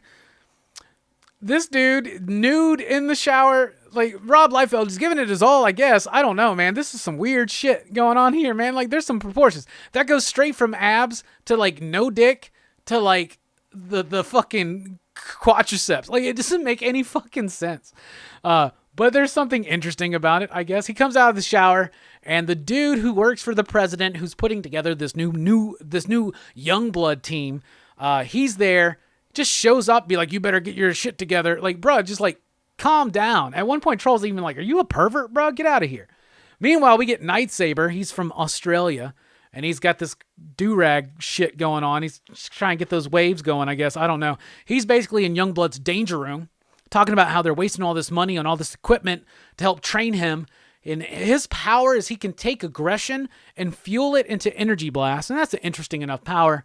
Really dumb design on the character. But there's something going on. In the last issue, he really wanted to show out to Shaft. And in this one, we get a little bit more about that. What's going on with this Nightsaber from Melbourne, Australia? Meanwhile, Shaft tells him they got to go help the Youngblood team that Die Hard was leading. In the last issue, we saw them go on a mission. Apparently, they're down. This is crossing over with like Team Youngblood and these other Youngblood books that I have not read.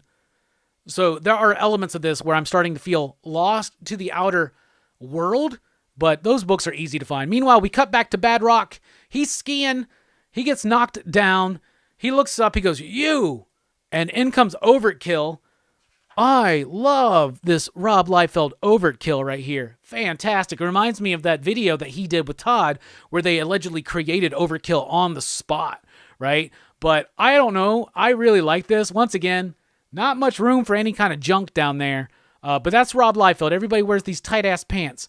But I really like this this overkill. But what is up with Rob Liefeld in this era where he's giving everybody this weird, I don't know, like headset collar thing? What the fuck is that, man? Like Dutch has that. Other characters have it. It's really weird. Anyway, so this fight's about to erupt between Overkill and Badrock. And apparently we've already had this fight happen previously in some other book. Then we get this nice centerfold spread. I think that this looks awesome. It looks awesome on the page. Then another centerfold, just a big slam bang fight. This is what we are here for. And just being Badrock versus Overkill, it works. And I like it. So we're keeping on. Kill, kill, kill. Dynamic, kinetic artwork. And Badrock's starting to get the shit kicked out of him. And it unleashes something inside of him. And it makes him really mad. And he levels the fuck up. And then at the end here, it says to be continued. Where? In Team Youngblood number 11. What the fuck? First of all, what the hell is going on in Badrock's crotch? Those wrinkles and folds should not work that way. But what the hell? I gotta now find Team Youngblood number 11 before I read Youngblood number 8? What the hell? That shit pisses me off. That being said, then we get this little epilogue here, a post-credit sequence, if you will. There's Chapel wearing that damn collar headset thing. And he's like, I'm tired of being Jason Wynn's lackey. I'm tired of being Al Simmons' lackey. Next issue, Spawn, enough said. I think this is a tie-in to when he goes and confronts Spawn and Spawn peels his fucking face off. Which I liked. I read that. That was cool. Notice that Chapel's guns look like spaceships to me. But the energy's still there. The coloring is still there. It's still a fun book, but there is no narrative. There's no thread.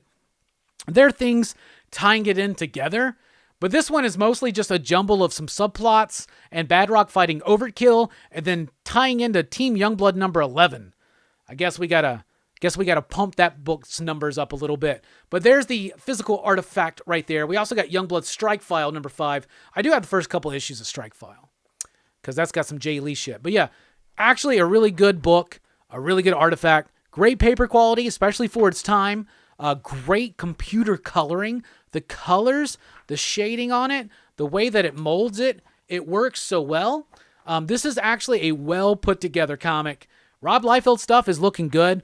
Ever since he brought in Danny Mickey as there's that weird ass page. What's going? Look how tiny his legs are. He doesn't even really, his knees go straight to his lower calf. It's so weird. There's some shit missing. There's like a whole area. There's a whole groin area missing. I don't know. Then you get a little ass shot of Troll right there.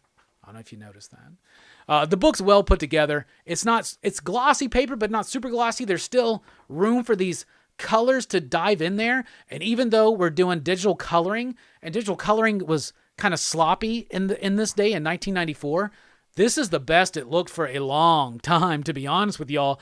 And they're using a paper that has that shine, but it's also able to absorb these more complex colors and all this ink. That's a great... Bro, if I would have read that when I was like 13, 14, I don't know. That probably would have got into... I didn't really get into Rob Liefeld till his Captain America run. So y'all just wait till we do his Captain America run. Don't worry, it's not just going to be Liefeld in the 90s all the way through, but we're getting there. We're getting pretty close to that. And yeah, Badrock's getting mad. Look at the coloring there. And it still is applying appropriate color theory. Things are popping. Things are standing out. I don't know what's going on with the crotch there. That looks like a Mike Diodato back. But anyway, I really want to see Badrock in the rest of this fight, but I got to get a fucking Team Youngblood number 11. And there's the last bit with Chapel. We know where that goes. And San Diego Comic-Con's coming soon. Rob Liefeld's going to be there with the Extreme Team. Anyway, it's a fun book. I'll give it 3.5. You digs.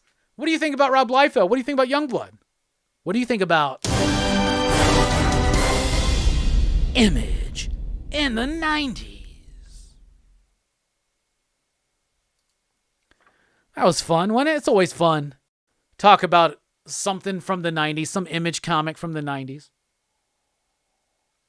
I'm having a lot of fun with the Youngblood look back. I want to know your thoughts on all of that and more. I see that we got Damien from Sleepy Reader 666 in the house station. What is up, my man? We'll be right back. When we come back from this break, we're going to be ranking the Halloween movies. All 13 of them. What is my ranking? What is yours? Start thinking about it. We'll be right back here on Rockin Robbie Live.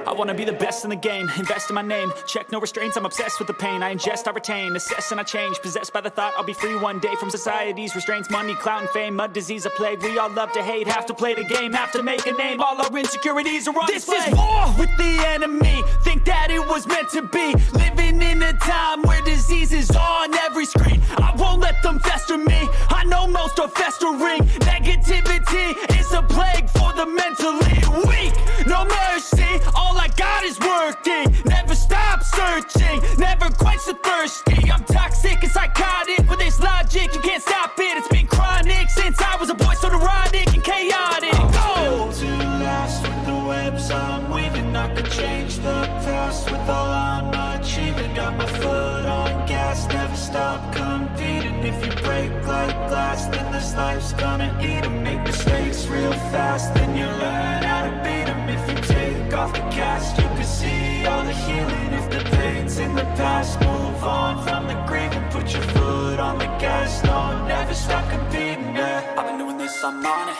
I just wanna be iconic, sipping on a gin and tonic, got me going off when I'm on this topic, yeah. If I ever play, I want it, you know that I'm always honest, stay away from those who are toxic, keep them out your face, no way, you don't want them, yeah. Don't try to drain my energy, the enemy is everything, it's mentally, unhealthily, spreading like a rare disease, but I won't let it get to me, I don't need your therapy, I can leave a legacy of leading by intensity, come on, we can fight this, freedom is priceless, spread just like a virus, living in a crisis, do you feel courageous, do you seek greatness, trust me you can take it, go on and take your aim, yeah. Built to last with the webs I'm weaving, I could change the past with all I'm achieving, got my foot on gas, never stop competing, if you break like glass, then this life's gonna eat 'em, make mistakes real fast, then you learn how to beat 'em, if you take off the gas, you can see all the healing, if the pain's in the past, move on from the grave and put your foot on the gas, no, never stop competing, yeah.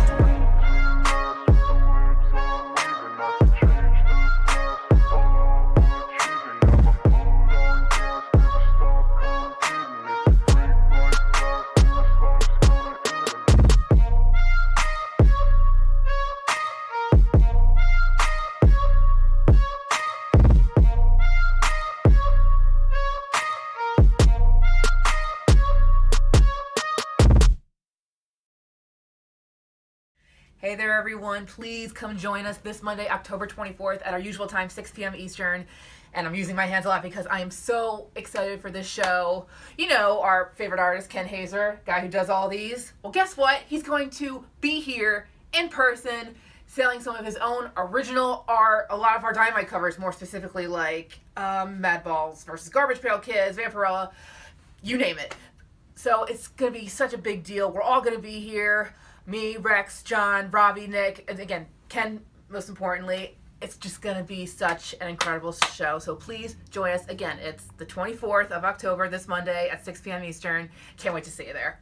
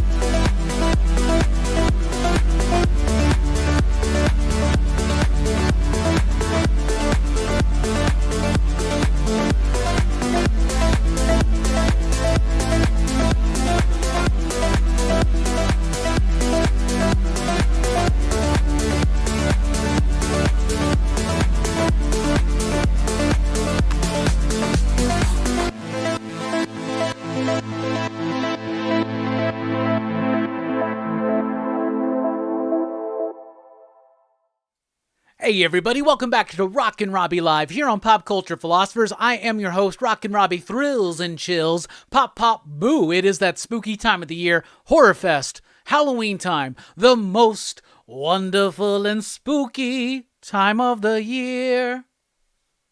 Work on that? Yeah. I'm proud I haven't said slap shit tonight, though. Nipping that in the bud. Anyway, welcome to the show. We've already had a great show. We talked about the DC books out this week. We talked about Pearl, the latest Ty West film, about to hit digital services soon. Like, when I say that, I mean, it's about to be on demand digitally soon. I think in a couple days. And then like a Blu-ray in a couple weeks. I'm going to get it. With a slip, preferably. We talked about Youngblood, some Rob Liefeld. I know y'all got some comments out there. I'm excited to get to them. I will want to say this, though. You got to follow me on Twitter at @TheRockinRobbie. I'm close to 1K subscribers. Not subscribers, but followers on Twitter. Also, join the PCP Army, the official Pop Culture Philosophers Facebook group. If you're on Facebook, follow PCP there. Also, we're on Instagram. I've been sharing my Kayfabe-tober stuff. I've done a drawing every day. Some I'm proud of, some I'm not. Today's, I wasn't. I did that shit in like 5 minutes. I was like, I gotta dash this out. It was Astro Boy. Today's prompt was Tezuka. Anyway, I'm sharing those in the PCP Army on Facebook and on our Instagram page. Support us at patreon.com/PCP, like these fine PCP patrons and patriots right there. Also, Dylan apparently is now, 3 subscribers away from 1,000. He was 23 subscribers away when we started today. Now he's 3 away. I was really hoping we could get him to 1K by Saturday. Let's do it tonight, y'all. Throw out the links again. There they are. The links to Dylan's Horror Show. If you like what we do on PCP Movie Night, and if you in particularly like what we do on PCP Movie Night during Horror Fest and March Madness, well, it never ends. The madness and the horror never end on Dylan's Horror Show. Let's get him to 1K. We are 3 away. And when you sub up, be sure to watch a video and like a video. Even comment so YouTube knows that you're for real and not just somebody that's being arm twisted into doing it. We want it to be a real 1K. Because when we hit 14K this week in Station, thank you so much for that, I was very excited. Then I looked again a little bit later. We were at 13,999. So then it took a while to get it back. But anyway, let's do it for real. Dylan to 1K by Halloween. He's going to be doing a 1K giveaway. I will contribute to that as well. It is going to be baller. Speaking of Horror Fest, though, before Horror Fest tomorrow night, join us over on The Experience. That is a great show I do every Monday at 5 p.m. Central Time with my good friends from Dynamic Forces. And tomorrow, we got Ken Hazer on the program. I love Ken Hazer. He does a lot of those commission cover art sketches that we offer on that channel. We have great conversation. They have great collectibles available, including work from Ken Hazer. And now we got the man himself. We've been blessed with the presence of Mariano Nicieza for these last few weeks. And Ken is in the building tomorrow, and I could not be more excited. But then we kick off afterwards the final week of Horror Fest 2022. Tomorrow night at 8 p.m. Central Time on PCP Movie Night. Join us for a double feature. We're talking about Frankenstein and Bride of Frankenstein, the Universal Classics by James Whale. On Dylan's Horror Show Saturday night, we're talking about Pumpkinhead, one of Dylan's favorite movies. Next Sunday night, instead of Rockin' Robbie Live, we'll be doing a bonus episode of PCP Movie Night for Horror Fest. We're doing David Cronenberg's Videodrome. It'll be a first-time watch for a lot of people there. And then we're kicking it all off. Damn it, I did it again. We're ending it all with a bang. On Monday night, Halloween night, 8 p.m. Central Time. Get in costume, get your candy, get your chili, get your beer, get whatever you do to get in the spooky season time. And come and join us as we discuss the entire Nightmare on Elm Street franchise. That's the original. Freddy's Revenge, Dream Warriors, Dream Master, Dream Child, Freddy's Dead, The Final Nightmare, Wes Craven's New Nightmare, Freddy vs. Jason, and yes, even that shitty remake. Bride of Frankenstein, Frankenstein tomorrow. Saturday, Pumpkinhead. Next Sunday, Videodrome. Monday, Nightmare franchise. Horror Fest never dies on Dylan's Horror Show, y'all. 3 more subs to go. Come on. Horror Fest does go by so quickly. We dedicate 2 months, you know. It is what it is. By the way, we can still get our Horror Fest t-shirts, limited edition. They will be gone on November 1st. So you definitely want to get in there. Time flies when you're having fun. You're right about that, Steph. Let's go back up into the chat. Let's see what y'all were thinking about the image in the 90s bit. It's actually a solid cover from Liefeld. Hell yeah.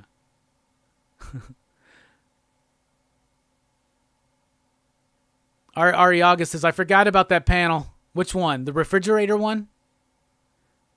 Mars Comics says, we have Bedrock City Comics here in Houston. It's my LCS. I think the biggest thing was that his name was Bedrock and he said Yabba Dabba Doom. I don't know. I think that shit's badass. Steph says, Troll, is he supposed to be an Image Wolverine puck? Yeah. Rob Liefeld has 3 or 4 designs, and most of them are from Teen Titans or X-Men, and he just goes with it. The original one to him, I guess, would be that Cable design, which he uses on Lieutenant Bravo, Colonel Bravo, I think, in the last issue of that, the dude that's setting up Youngblood. Yeah. 62 says, yep, supposed to be R. Ariaga. Yep, Troll was in a mini. Steph says, what the fuck's Shatterstar doing there? I know, man. I don't think there's a Youngblood trade right now. Right now, Rob doesn't even have those rights anymore. Somehow they got skirted away from them, so they haven't been doing anything with that stuff. But you can get all the issues in dollar bins. There's the most expensive one will be Youngblood number 2 because there's the Prophet movie coming. That's first Prophet, but don't pay more than $10, $15 for it. And I know what you're saying. Damien says, those thighs make my brain hurt. Trade Paper Dad says, I have never enjoyed Liefeld art. The sizes and scope of the characters never looks right. So many pouches.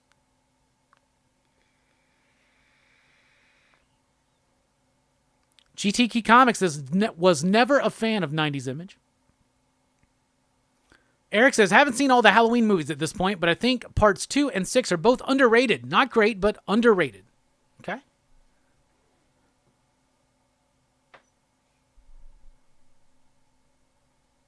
Liefeld art, always been a fan, totally. Over the top, but great, says Hamburger Basket. I agree. Trade Paper Dad says, McFarlane and Lee were over the top, but good art. Their art still holds up today, but Rob, no. I don't know. Go back and look at some of those McFarlane pages. Lee, I'll give you. Lee and Silvestri were the best of that bunch. Technically, soundly, I mean. They each had something. Even Rob. And that's why I'm doing this. I'm going back and I'm finding, we're dissecting these damn books to find out what was with when Liefeld was the shit. And is he still? We're going through this Liefeld journey, y'all. God damn it. We're doing it. Steph says, considering he was self-taught, you can see the appeal and potential that was seen in him. I agree, 100%. And he doesn't do a lot of underdrawing. And y'all, trust me, when you don't do underdrawing, your shit looks a little off and whack. My case in point, my Astro Boy for Tezuka Day on Kayfabe-tober today. I don't think it's as bad as my Vampirella that I did. And what's fucked up is I found a Post-it note where I was doing a Vampirella that was better than the one I fucking posted. I should redo that Vampirella. Anyway, I don't even know what tomorrow's prompt is. I was a day ahead of the game in the beginning. And then it's doing one drawing a day, even on a Post-it note, even just dashing it out, it's complex. It's complex. I realize I do not want to draw a comic. That's got to be the only thing you do. If you want to draw comics, if you want to write and create and draw your own comics, that literally has to be all you do. Holy shit. You could have no time for anything else with as much shit that takes to actually do that. That's why the people that do that on their own, the Daniel Klauses, the Mike Mignolas, that's why they blow my mind. Those people are amazing to me.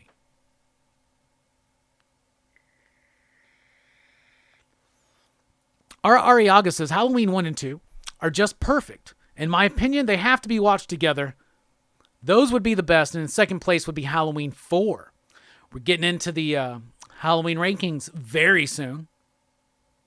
Dominic says, was never a Liefeld fan. I just recently bought the whole run of Bloodstrike to complete the Fife Brutalist storyline. Graham to take on Prophet was awesome, and Keating Glory was cool. I remember when they were doing all that stuff. I haven't read the Michelle Fife. I haven't read that, but we still have them at my shop individually and in trade, so I'm gonna pick those up soon because I really like his work. I'm about to do a deep dive. I'm about to do a deep dive into Copra very soon. Is my plan.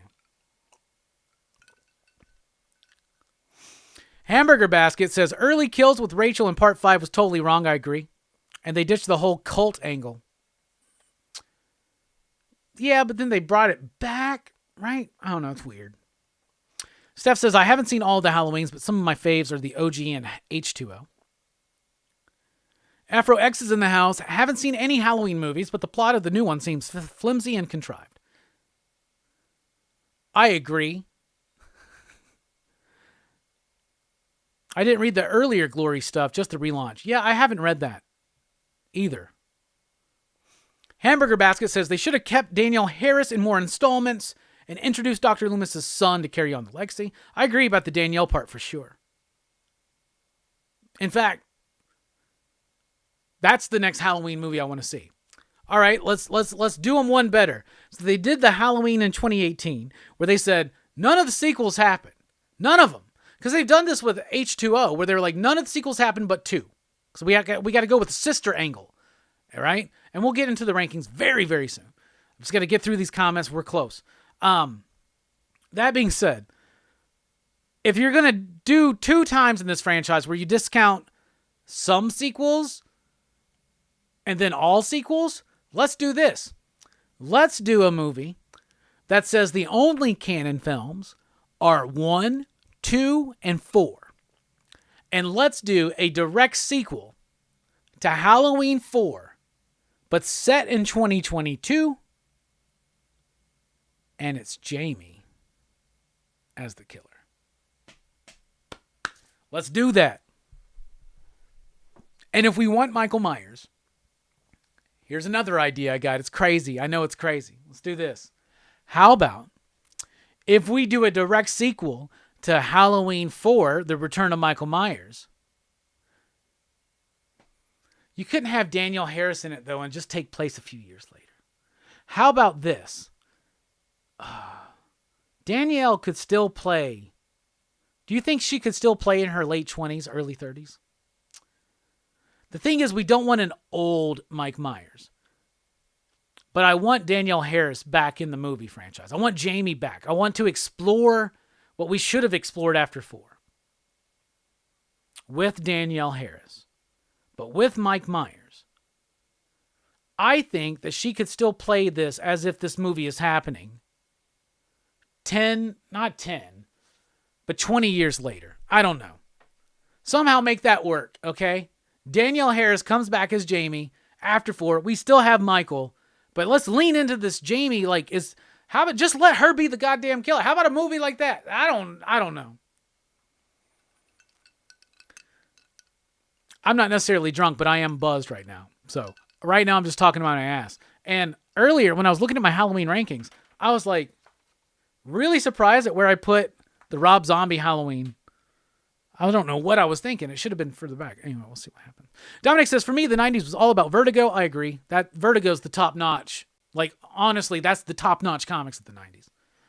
The only Image book I stuck with over after the first 2 years was Savage Dragon.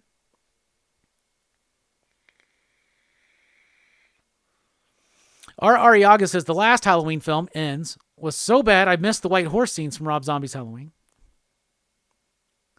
Bobby says, the PCP Army took me when I had nowhere to go, and you took the PCP Army when we had nowhere to go, Bobby, so thank you for that.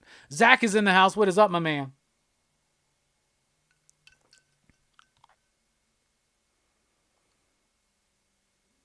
I don't trust people who rave about Halloween Ends. It happens. It happens. Hey, we got Joe Corallo in the house. Joe will be joining us tomorrow night for our Bride of Frankenstein double feature. We're not doing it in that order, though. We're doing Frankenstein, then Bride of Frankenstein. I don't know why I said it that way. Joe's gotten a look at the first quarter PCP movie night for 2023. And without spoiling anything, I think Joe was pleased because he wanted to be on every other show. So I was very excited about that. We love having Joe on PCP movie night.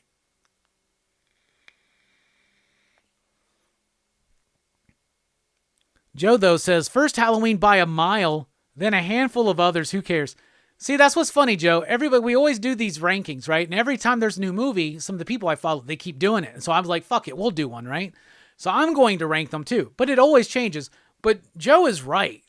On everybody's list, Halloween, the original, is one. And then you fill out your top 5 with your personal favorites. And then you're just ranking the ones you don't like. That's what happens.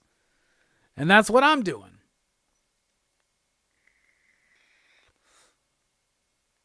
Hamburger says, I like it, Robbie. Bring back Jamie Lloyd. Yes. Let's do it.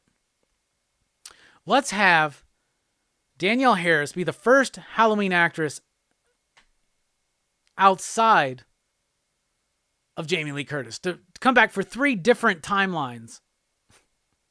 Why not?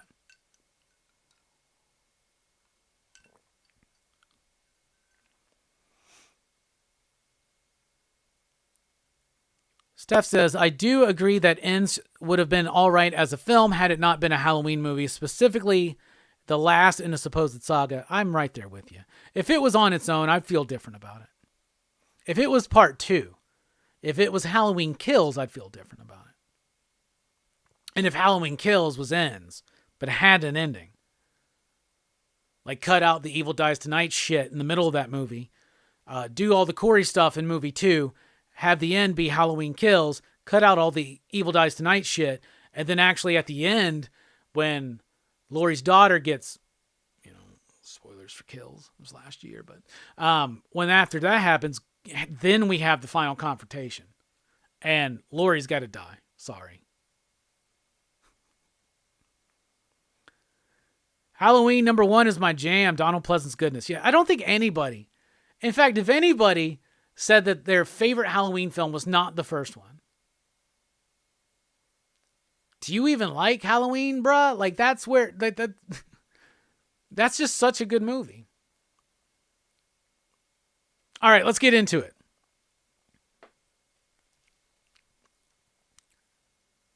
All right, let's get into it. Time to rank the Halloween films. And this is going to include Halloween Ends because we watched that. Now, you watched my review last week. I dropped it separately on YouTube. We did it live here. I didn't like it. Like Steph was saying, though, I think that it would work if it was the second movie, but not the final. It works for Halloween Kills or Halloween Infects, even. Like, it works for Halloween 2.5, Halloween Infects. And then Halloween Ends needs to be about the end of Halloween. Anyway, this isn't a rant about Halloween Ends. We've already done that. But now it's time to rank the Halloween films.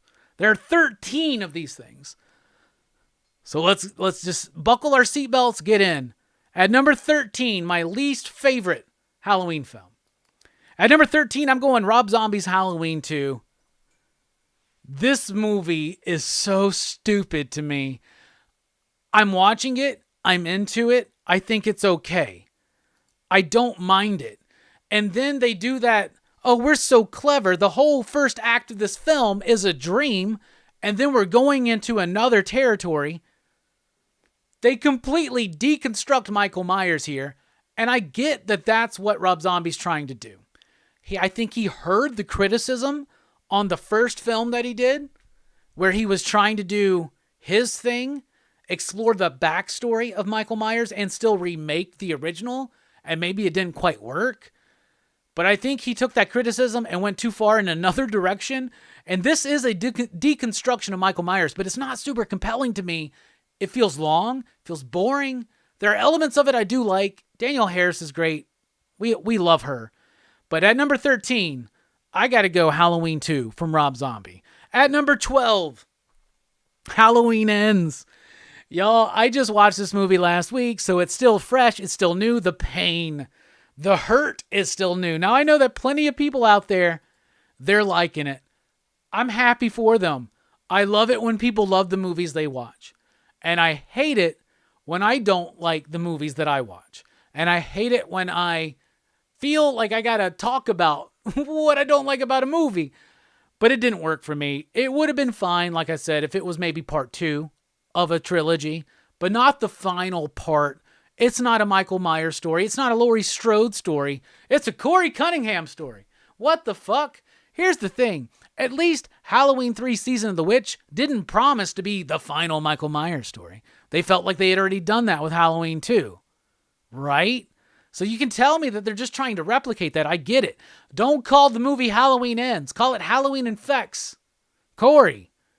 Because that's what it is. So, that being said, still pretty low on my list, but not the worst one. So at number 12, I've got Halloween Ends. At number 11, Halloween Resurrection. I said this last week when I said I like Halloween Resurrection better than Halloween Ends. Even though Halloween Resurrection, and I stand by that obviously because it's number 11, but even though just like Halloween Ends promises something that it doesn't deliver on, so does Halloween Resurrection. So I would have been cool with this movie if it was about these like teens, early 20-somethings on this like paranormal show. They wind up, someone does some real magic or something and actually brings Michael Myers back. And we have a supernatural resurrection. I would have been cool with that, even with all the hijinks, because the movie does have some good cheese in it. The movie is incredibly cheesy and of its time, and a really bad follow-up to H2O. It's a terrible movie, but I can have fun watching it. Those other two movies, the last time I watched Halloween 2 by Rob Zombie and Halloween Ends, they pissed me off. Last time I watched Resurrection, it didn't piss me off as much anymore. I can have more fun with it, but it's still not a good film. So at number 11, I got Halloween Resurrection, and this is the worst Laurie Strode in any of the movies. At number 10, I'm going 2018's Halloween. Now, I know a lot of people loved this movie. And I was, I'm a big John Carpenter fan, so I love the idea that he's like, they were never meant to be siblings, Michael and Laurie.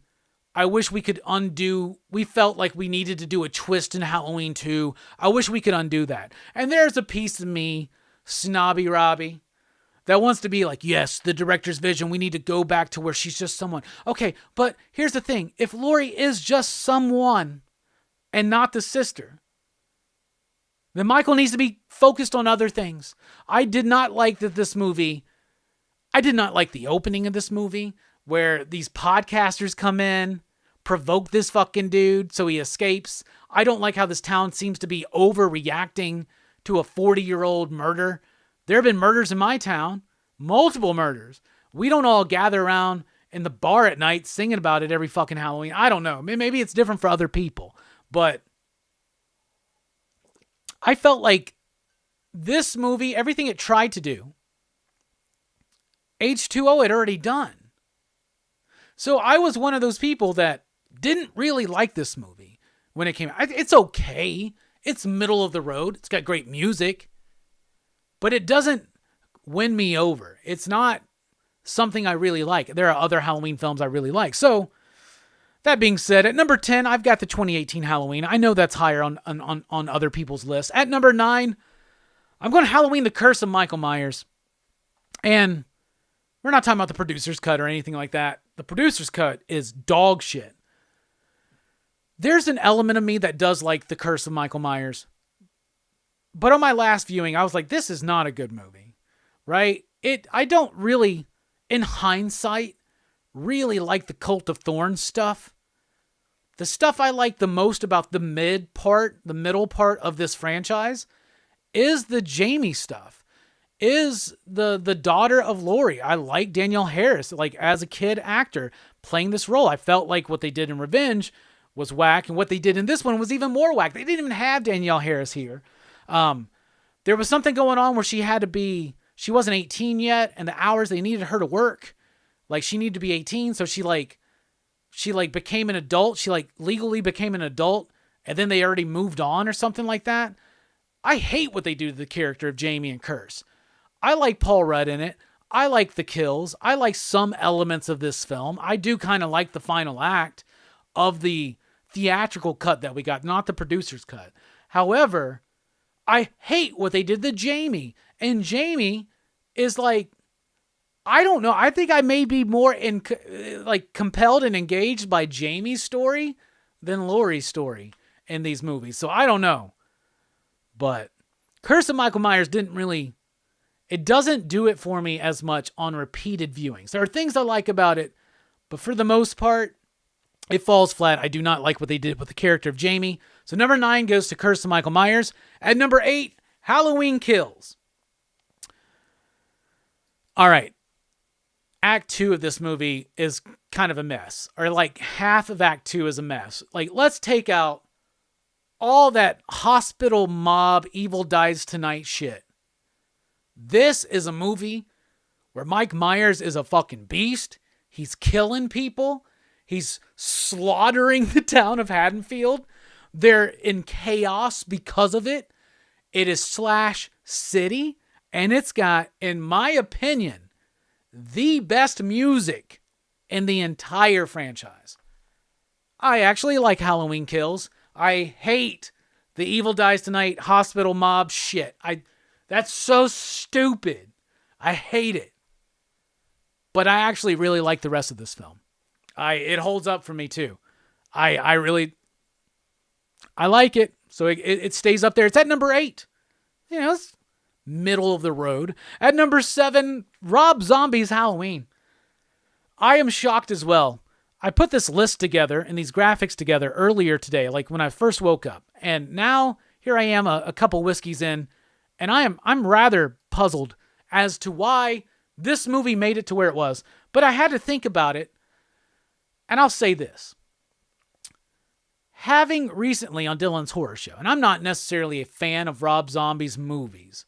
I love White Zombie, and I love Rob Zombie's music for the most part. It's like, Hellbilly Deluxe. I like that album. I haven't really honestly listened to any other of his solo music. And Astro Creep 5000 or 3000, whatever it is, with More Human Than Human. That was my first White Zombie album. I loved that album. So anyway, that being said, we recently did the Firefly trilogy on Dylan's Horror Show, and I was really surprised at how much I really did like House of a Thousand Corpses. I hadn't seen it since I first watched it in the theater, and I didn't like it at the time because I thought it was just very derivative of Texas Chainsaw Massacre. And it is, but there is a style and an identity there that I really like. Devil's Rejects, I didn't like as much as the first time I watched it. And 3 from Hell I watched for the first time, and I did not like that one. But when I think about Rob Zombie's Halloween, I don't like the exploration of Michael's background. I don't think it's necessary. I don't think it's needed.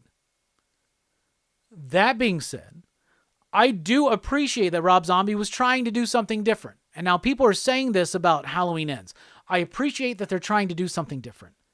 Well, I appreciate when you're trying to do something different for a relaunch or a reboot, not for the final bit of a whole saga. So that's the difference for me. I actually like Tyler Mane in this movie as Michael Myers. I don't necessarily think that the backstory is needed. I don't necessarily like the backstory that was chosen, but it is distinctively Rob Zombie. So as a Rob Zombie film, I think it's one of his better films compared to some of the others I've seen. So I guess for that reason, I'm going to put Rob Zombie's Halloween at number 7. Let's just leave it alone. Next time I do this is probably going to drop back. At number 6, Halloween 5, The Revenge of Michael Myers. I love me some Jamie Lloyd. I love me some Danielle Harris. So I love these movies with her. My biggest fault with this movie, first of all, the mask isn't the best. I don't think it's the worst mask in the franchise, but it's one of the worst ones. Tina is kind of fucking annoying. I don't like what happened to Rachel. I don't like some of the decisions made. The most mind-boggling decision to me is that Jamie's not going to say anything this whole movie. I hate the reversion of a badass ending. The way Halloween 4 ends is one of my favorite endings in the franchise. I think it's my second favorite ending of the third favorite ending of the franchise. We'll get to that. But in the next movie, to discount, the ending in part 4 didn't happen. She can't speak. We're going through all this shit. We're killing the character you like. We are having more of the character you don't like.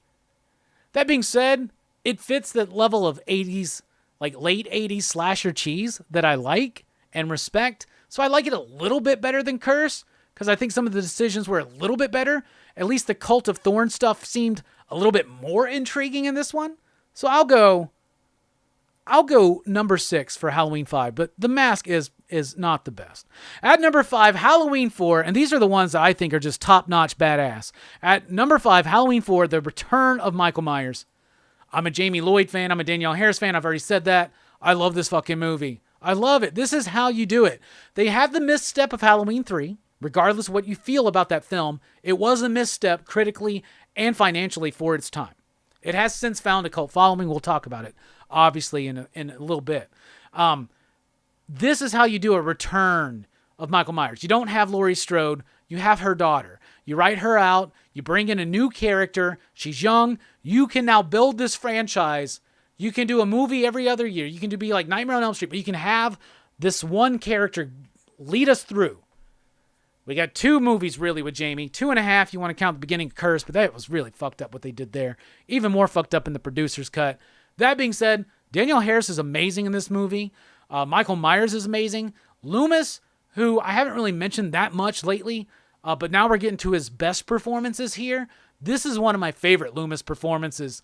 It is absolutely amazing. Donald Pleasance nails it. I love Halloween 4. And if I said Halloween 2018 tried to do things that H2O did better, Halloween Kills tries to do things that Return of Michael Myers did better. So we're in my true favorites now. So I got Halloween 4 at number 5. At number 4, Halloween 3, Season of the Witch. You give me a horror film from the 80s with Tom Atkins, it's going to be one of my favorite movies. The first time I watched this movie, it wasn't in the 80s. It was like in the early 90s or something. And I had already heard that it wasn't a Halloween film, right? But I guess I was more prepared for that. But even then, I just didn't get it. This is one of those movies that every time I watch it, I love it more and more and more. I love the soundtrack. It's one of my favorites in the franchise. I love Tom Atkins in this movie. I love the idea. It goes pretty far and bold. In all of these movies, a lot of these movies, it's Michael's trying to kill babysitters, but the kids aren't ever the targets necessarily. The kids are the targets in Halloween 3. I love it. I think it would have been cool to see an anthology develop out of this. However, I love the fact that we did do Return of Michael Myers, where we introduced Jamie Lloyd. I love that shit. But this movie really holds up for me. I think it's original. I think it's interesting. I think it's unique. I don't think there's anything like it now. It's a Druid, Samhain kind of take on things, but it feels different. It deals with techno magic, which is an interesting principle and idea, and throwing back to 1982 to do it on this level, I think it's a really great movie. So I know some people have their opinions, but for me, Halloween 3 Season of the Witch is number 4. At number 3, Halloween 2. This is one that I don't know, man. I used to go back and forth on this. Like, I like Halloween 2 because I actually do love how it sets up the sister angle, which sets up some things to come in future movies, like Halloween 4, 5, and 6, and even 7. We haven't talked about that one yet. But I do like this film. The more I watch it, the more I appreciate the gratuitous gore and nudity in this film. It's one of my favorites because of that. Like, honestly, I think the hot tub scene is awesome. I love that shit. I think the kills are great. I don't necessarily care about any of the characters. I care more about the characters in the first one or other sequels than I do in this one, but they're just fodder to be killed. I love the idea of him stalking her in this hospital that nobody's at. I like that hospital setting because hospitals have always been unnerving and unsettling to me just in general. So I like the approach. It's more The Night He Came Home. Donald Pleasance is awesome in this movie. Might be one of his best performances in his entire franchise career for Halloween. Jamie Lee Curtis is fine. The wig does throw me off at times. Once it got pointed out that she's wearing a wig, it did start fucking me up. She's underutilized in the film, but they do things in this film better that they tried to do in Halloween Kills. So, yeah, there's that. I love the hospital setting. I love the music. I love the tone. I love the way it's shot. I love the direction. I love Michael in this movie. They amp it up just a little bit. Not as sophisticated, but they still amp it up just a little bit. So, at number 3, Halloween 2. At number 2, Halloween H2O. Y'all, I love Halloween H2O. The first and only Halloween film I've ever seen in theater. I never went and saw 2018 in theater. I watched Halloween Kills last year here on Peacock. Same thing with Ends. And I missed out on Resurrection because I just had a bad feeling about that one, y'all. But anyway, and then when I watched that when it released on VHS or DVD, it was really, really bothersome. Anyway, so, excuse me. I love H2O. It gets criticized for being too Scream-oriented, but that's just what happens. When a game-changing movie comes out, like Scream in 1995, 96, and then you're going to have these imitators. So outside of Scream and Scream 2, all these imitators, Urban Legend, I Know What You Did Last Summer, I Still Know What You Did Last Summer, Valentine, those movies, out of all of those Scream imitations, the height of it is H2O. Because in H2O, we get back to Laurie Strode. We discount the Jamie Lloyd stuff, but in my headcanon, she faked her death and didn't know she had a kid. In my headcanon, I always felt like it existed at the same time. I always held out hope that we would see Jamie Lloyd meet her real mother, Laurie Strode. Apparently that just happened, and it didn't go well. That being said, I love H2O. I get that it's just a 90s Scream kind of ripoff, but I think they actually do it well because they honor the story of Laurie. They honor her trauma. They have elevated her. She has actually moved beyond it, but there is still something holding her back, some trauma inside that's still there with her overbearing nature towards her son, Josh Hartnett. I love this film. I love the setting. I love LL Cool J. I love all the kids. I love the murders. It's tame. But for 1998, it worked for me. And I remember going to the theater, and that is going to be an experience I always remember. It was like the first R-rated horror film I had seen on my own pretty much with my friends. I loved it. I was 17, so I was able to go. But I loved it. I thought it was absolutely amazing. It still holds up to me. I love the score. I know people like Drum Dums don't really like the score. I love what John Ottman does with the score there. I love his style. And when I fuck around with my Halloween theme on my synthesizer, I always play it in strings because I just think it sounds amazing. So my number 2 is Halloween H2O. And of course, number 1 is Halloween, the original. I mean, you can't beat that. This is what started it all. It helped launch John Carpenter's career. He'd already done some really solid movies. We're going through them right now. We just reviewed this film yet again a few weeks ago on Rockin Robbie Live because we're going through John Carpenter's filmography. We talked about the entire franchise last year on PCP Movie Night for Horror Fest. It was the finale. I love this original film. The way it's shot, the suspense, the tension, the editing, the sound design, everything about it soars. It is one of the most influential horror films of all time for a legitimate reason. And in fact, without it, we wouldn't be doing this silly ass ranking. So at number 1, it's Halloween. So let's recap. At number 13, Rob Zombie's Halloween 2. At number 12, Halloween Ends. At number 11, Halloween Resurrection. At number 10, Halloween 2018. At number 9, Halloween The Curse of Michael Myers. At number 8, Halloween Kills. At number 7, Rob Zombie's Halloween. I'm surprised too. At number 6, Halloween 5, The Revenge of Michael Myers. At number 5, Halloween 4, The Return of Michael Myers. These are the start of my true favorites. At number 4, Halloween 3, Season of the Witch. At number 3, Halloween 2. At number 2, Halloween H2O. And at number 1, Halloween. So that's just my subjective ranking as of now. This ranking will always change. Halloween will always be number 1. For the most part, H2O is always going to be number 2. I have attachment to that shit. That's my ranking.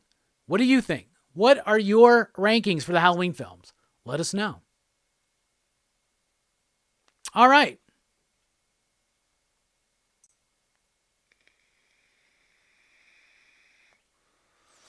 So let's look at some of your comments real quick. Figure Drawing says, after Rob Zombie, Halloween movies ended, the new Hellraiser writers had an interesting, in some ways, pitch for Halloween. I'll leave a link for a YouTuber breaking it down if anyone is interested.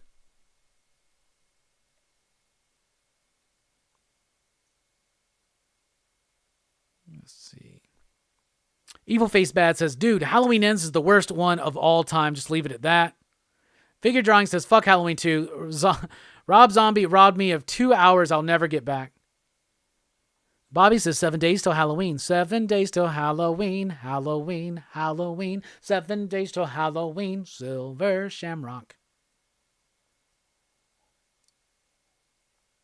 Steph says, yeah, I got to rewatch Zombies Halloween 2. Remember it not jiving with me. Don't mind his first, though. Dylan really likes part 2. Hamburger Basket says Halloween Ends seemed lazy, boring ideas from Halloween 5 of all movies. The psychic connection, but they failed at that sort of. Also him going out in a kitchen. Meh, yeah, I agree. Evil Face Bad says, I didn't watch for Corey cutting ham. I watched for Michael. Evil also says, Busta Rhymes fighting Michael was trash. Yeah, it was trash, but it was fun trash. Steph says 2018 Halloween was competent, but it was kind of meh. CGI Michael Myers mask in H2O. I know, I love H2O, but it is one of my least favorite masks. I'll tell you that. And as far as endings go, the ending of 1 is badass.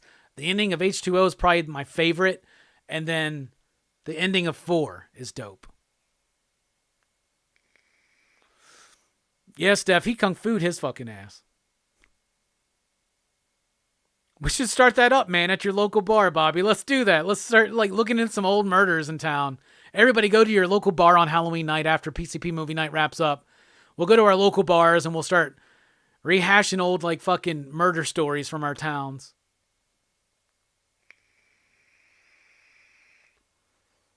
Yeah, and they killed Jamie's character early in Curse. That shit pissed me off.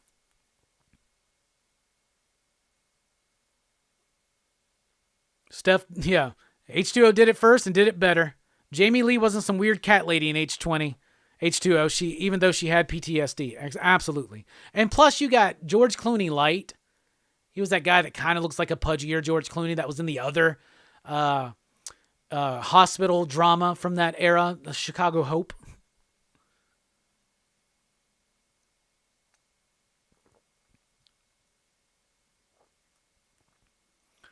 Steph says, man, I'm just realizing how much Michael got his ass kicked in Ends. A lot. God, Michael Myers in the grinder, that was so stupid to me. Robbie needs to clip this segment out. I will, Two Gun. It's going to happen. I like clipping them out. They don't get as many views, but we don't care about that. We just care about if you want to be like, man, remember when Robbie ranked the Halloween films? You may not remember what Rockin Robbie Live that's going to be on. This is how you do it. Figure Drawing says Halloween 3 was awesome. Hamburger Basket says if Ramita Jr. drew a Halloween comic, it would look like Myers' mask in part 4. I've always thought about that. I like his mask in part 4. I don't like it in 5. Hamburger Basket says that's a compliment. Okay. I like the mask in 4. And I like JRJR most times. What's up, Daniel? How are you doing? Yep, 62's right. With Halloween 3, they were trying to do a different movie every year, but people wanted Michael Myers.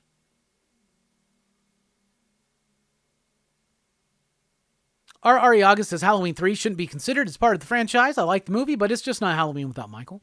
I feel the vibe on that, but it's still listed as a Halloween film, so I'll include it. H2O, introducing Josh Hartnett. The Halloween franchise gave us Josh Hartnett and Paul Rudd. Think about that. And Danielle Harris. I'm sipping on some Woodford Reserve.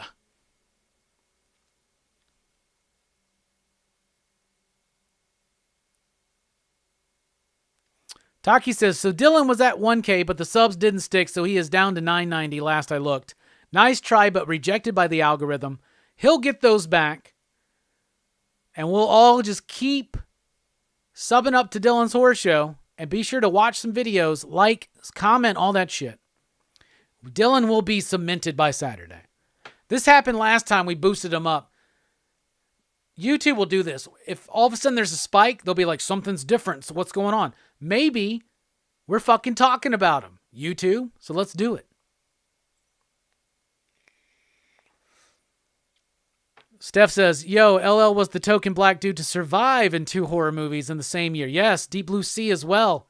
That was part of his thing, man. He said that I want to live.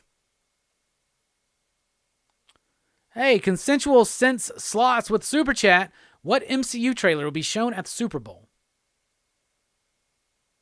See, we'll already have, obviously, Black Panther. We'll have Ant-Man, I guess. Maybe if Ant-Man's not out, it'll be that. What's the one after Ant-Man? What are they doing after Ant-Man? It'll probably be Captain America, New World Order, if I had to guess. Thank you so much for the Super Chat. We really do appreciate it.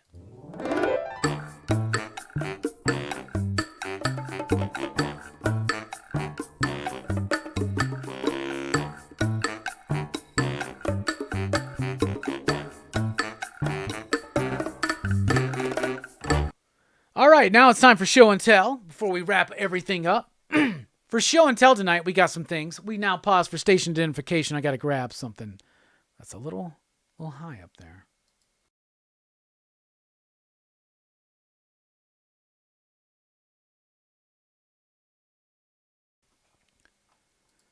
All right, so our buddy Scarpad, who's been paneling with us on Dylan's Horror Show for the last couple months, sent me a cool AOK, including, speaking of the Joker video, this cool little Joker statue. Notice the resemblance? I think that's pretty dope. And to go along with it, we got the Batman. So that's really cool, Scarpad. I got to thank you for that.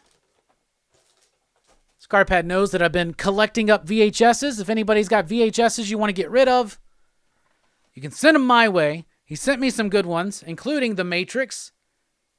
It's got this like cool, like shiny cover to it. The Matrix on VHS. Because why not collect VHS? Why not just add another collection? These are dope, though. Look what Scarpat sent me. This is Star Wars on VHS. This is pre-special edition Star Wars on VHS. And The Empire Strikes Back. Oh, my goodness. Look at this VHS art. It's so good. It's so beautiful. And Return of the Jedi. So I got the original untouched trilogy right there on VHS. Also got the special editions widescreen over there, the silver ones. Once again, Scarpat, thank you so much. Also, it wasn't over. Scarpat also sent me this book, Beyond Uhura, Star Trek and Other Memories from Nichelle Nichols. We just recently lost her, but this is apparently a book she did about her experiences in life and Trek. So there you go. Those McDonald's Halloween buckets are back. I got the McBoo. They got 3 different faces on them. It's a faux top. I hate that. But this is the only one I've gotten so far. There have been reports of sellouts. I've seen some people been able to get the pumpkin and the witch. If you got a line in on a pumpkin and witch, let me know, because I don't know if I'm actually going to be able to get them. But my goal is to get all of these, because I love these Halloween buckets. And I only have one vintage one. So let me show that off. This is a McPumpkin from back in the early 90s, I believe. This is from a really cool line where, look, with a real lid. But these are the ones where they had these like cookie cutters. So you can make like pumpkin-shaped cookies. And that was your lid. And they did a witch and a McBoo for this one too. So I'd like to get those. Obviously, I want the whole goddamn wave. Every single one of them. This is me getting influenced by Dylan's Horror Show. This is the Paranormal Activity Complete Collection on Blu-ray. I thought it looked really cool with the hand right there, all the movies in there, including the new one. I've only ever seen the first one, but it was cheap enough. I figured, why the hell not? Also picked this up because we did Tales from the Crypt Demon Night on Dylan's Horror Show. And so I was like, you know what? This may never be released on Blu-ray. And even if it is, I need them now. So I got the complete Tales from the Crypt on DVD right there. So that's really cool. Next up, this is fresh today. Got a package today, opened it up. This is a movie that we're covering in January 2023 on PCP Movie Night. I got my DVD copy of Surf Ninjas. This is not available on Blu-ray. So I got me my DVD copy of Surf Ninjas. I have not seen this movie since it first came out, which was 1992. Rob Schneider, Ernie Banks Jr., Liam Neeson, coming on PCP Movie Night in 2023. Surf Ninjas. Get ready for that.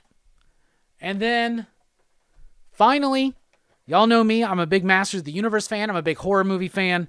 I've been getting those Savage World horror figures. They look like Masters of the Universe figures, but they're horror figures. I got the Pinhead, I got the Michael, got the Jason and the Freddy. Did not have Leatherface. Finally got a Leatherface. So that will be opened up very soon and displayed with the rest of them. Yeah, the CGI mask Albert on H2O really, really did suck. Yeah, I got to get a VHS player. I'll start watching some VHSs. Consensual Sense Sloss with another super chat. Is there any more DC movies coming out after Black Adam? I think the next one is Aquaman and then Flash.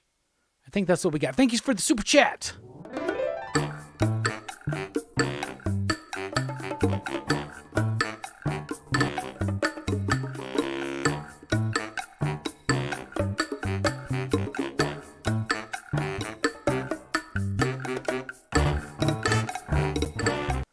Mike says some stuff from the 90s should stay there. Surf Ninjas? Yes, exactly. This is why we do what we do. I was like, what is the most ridiculous thing? What if we did Surf Ninjas? Right? Like, this is so ridiculous. I cannot wait to do it. Like, what is it going to be like as a 41-year-old man watching Surf Ninjas, drinking some whiskey, chilling on the couch, watching some Surf Ninjas? Why not? All right, it's time for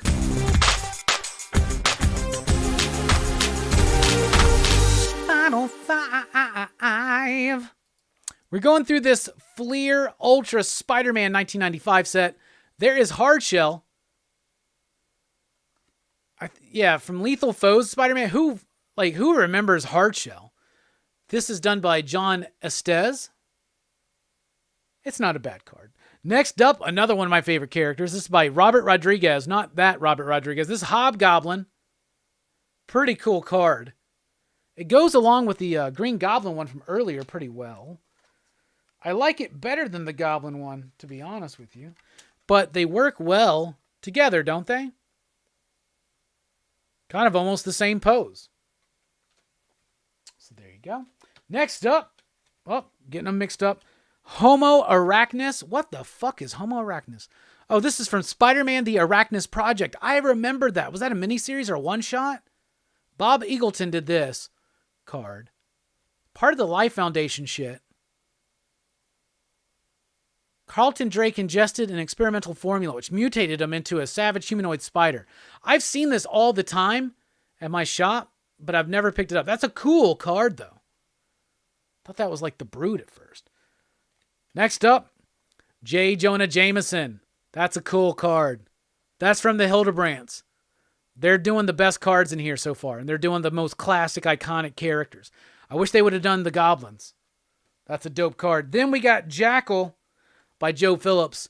This is from 1995, this card set. So that means we're full on in Clone Saga. Jackal, the Spider-Man villain nobody cared about until 1995. And then nobody cared about him ever again because the Clone Saga sucked. But it's got a nostalgia kind of tinge. 62 Lefty Blue says, I guess we'll be watching Mannequin soon. Bruh, when we do Mannequin, it won't just be Mannequin. It'll be Mannequin 1 and Mannequin 2. But no plans for Mannequin anytime soon. We like to throw these in. We did Super Mario Brothers last year. So every January, I like to fuck around and just put something silly in there. There's a couple good silly ones. There's a Van Damme classic that we'll be doing as well. Hey, another super chat from Consensual Sense Slots. Have you seen the new Goku movie? No. Is there a new one? Is that like Dragon Ball Super or something? Thank you for the super chat.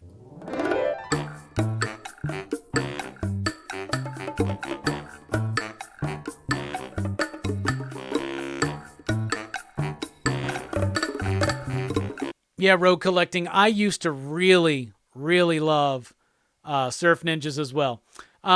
Steph says Street Fighter. We've done Street Fighter. Now, we didn't do Street Fighter as a live stream. We were still doing them in studio. It's right before we started doing them as live streams. We did that and Masters of the Universe. So definitely two to revisit. But check out our thoughts on Street Fighter because I fucking love that ridiculous Street Fighter. But no, that's not the one that I'm talking about. But that is a good movie. All right, y'all, we're dipping out. Thank you all so much for joining us. Once again, we're nearing the end of Horror Fest. We got 1 week to go. So join us tomorrow after our show at The Experience when we have Ken Hazer joining us. But join us here on PCP Movie Night at 8 p.m. Central Time for a Frankenstein and Bride of Frankenstein double feature. Then Saturday for Pumpkinhead, and we're kicking it off. I keep saying kicking it off. Videodrome on Sunday night with a special PCP Horror Fest presentation, and then we're ending it all Monday night, Halloween night, 8 p.m. Central Time, the entire Nightmare on Elm Street franchise. All of them. Every single movie with Freddy Krueger in it. We're doing. Anyway, we're dipping out. So the Yankees are getting the game off. 4-4, bottom of the fifth, 1 out. Jesus. Who cares? It ain't happening. Anyway, thank you all so much. We appreciate it. Be sure to like, share, and subscribe. Station, pop, pop, boo, all that jazz and more. Take care of each other. Check on each other. Love each other. Station. Y'all have a good one. Thanks for rocking with us.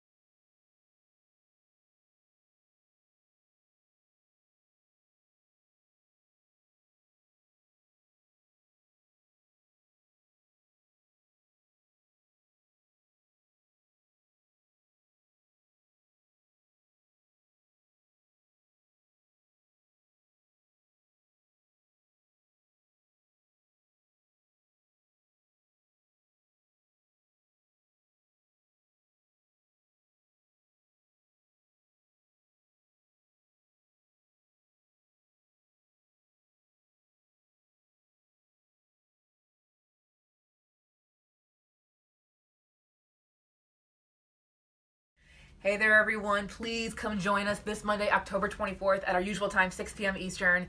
And I'm using my hands a lot because I am so excited for this show. You know, our favorite artist, Ken Hazer, guy who does all these. Well, guess what? He's going to be here in person selling some of his own original art. A lot of our Dynamite covers, more specifically like Madballs versus Garbage Pail Kids, Vampirella, you name it. So it's going to be such a big deal. We're all going to be here.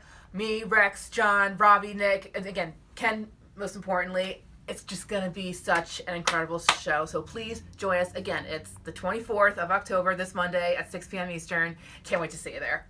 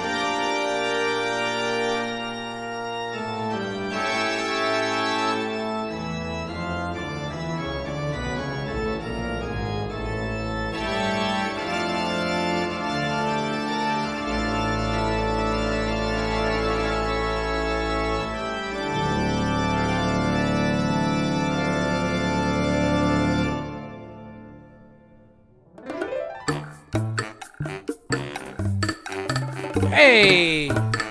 Consensual Sense slots. 2 more super chats. Bust out the schnitzels and fries. Do you have a snack treat to try tonight or a soda? Yes, I do. Thank you for the support. All right, so we're going to try out this provided by Mike06. This is a mystery Fanta flavor. It's a 0 sugar Fanta mystery flavor. It looks like Windex. Like it's very translucent. You see that?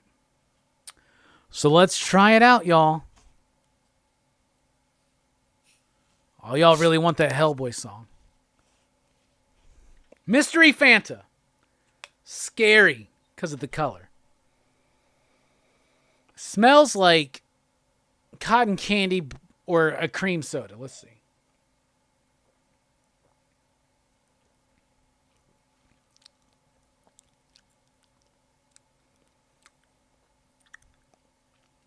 tastes like, okay, so you ever, like, we got cream soda, but you ever had that, like, the red cream soda? It tastes kind of like that.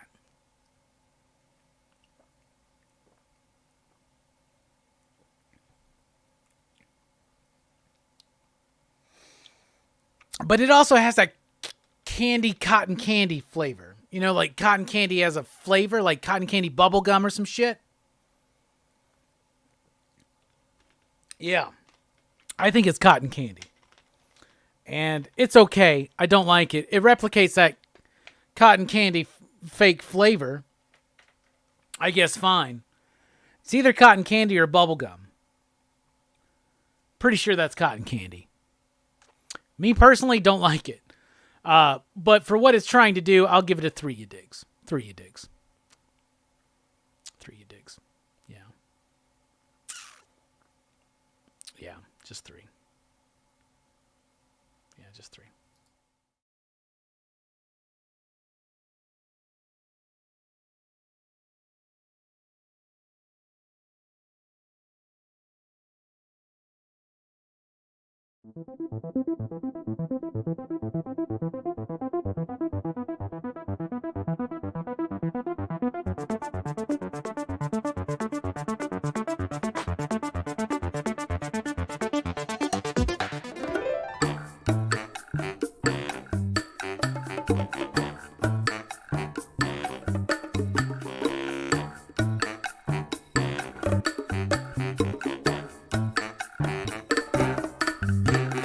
Thank you for the super chat. Consensual synth slots. Your $2 have added up to 10. Which, if we were going by the super chat menu, which we're not, but if we were, that would lead us to this. Let me tell you about this little man I know. His name is Hellboy. He was sent to this earth some long time ago to save it or destroy. Brought to this earth by Rasputin, son of a demon, who had the sex with the demon, but was raised by Professor Broom. Now he fights evil and monsters. Shit. Now he fights with the man who's a fish named Abe.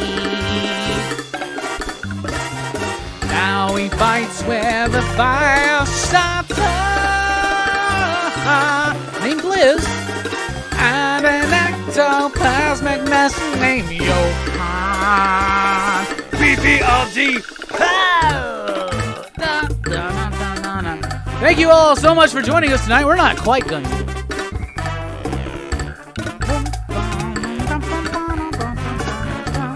Here's to a new age of gods and monsters.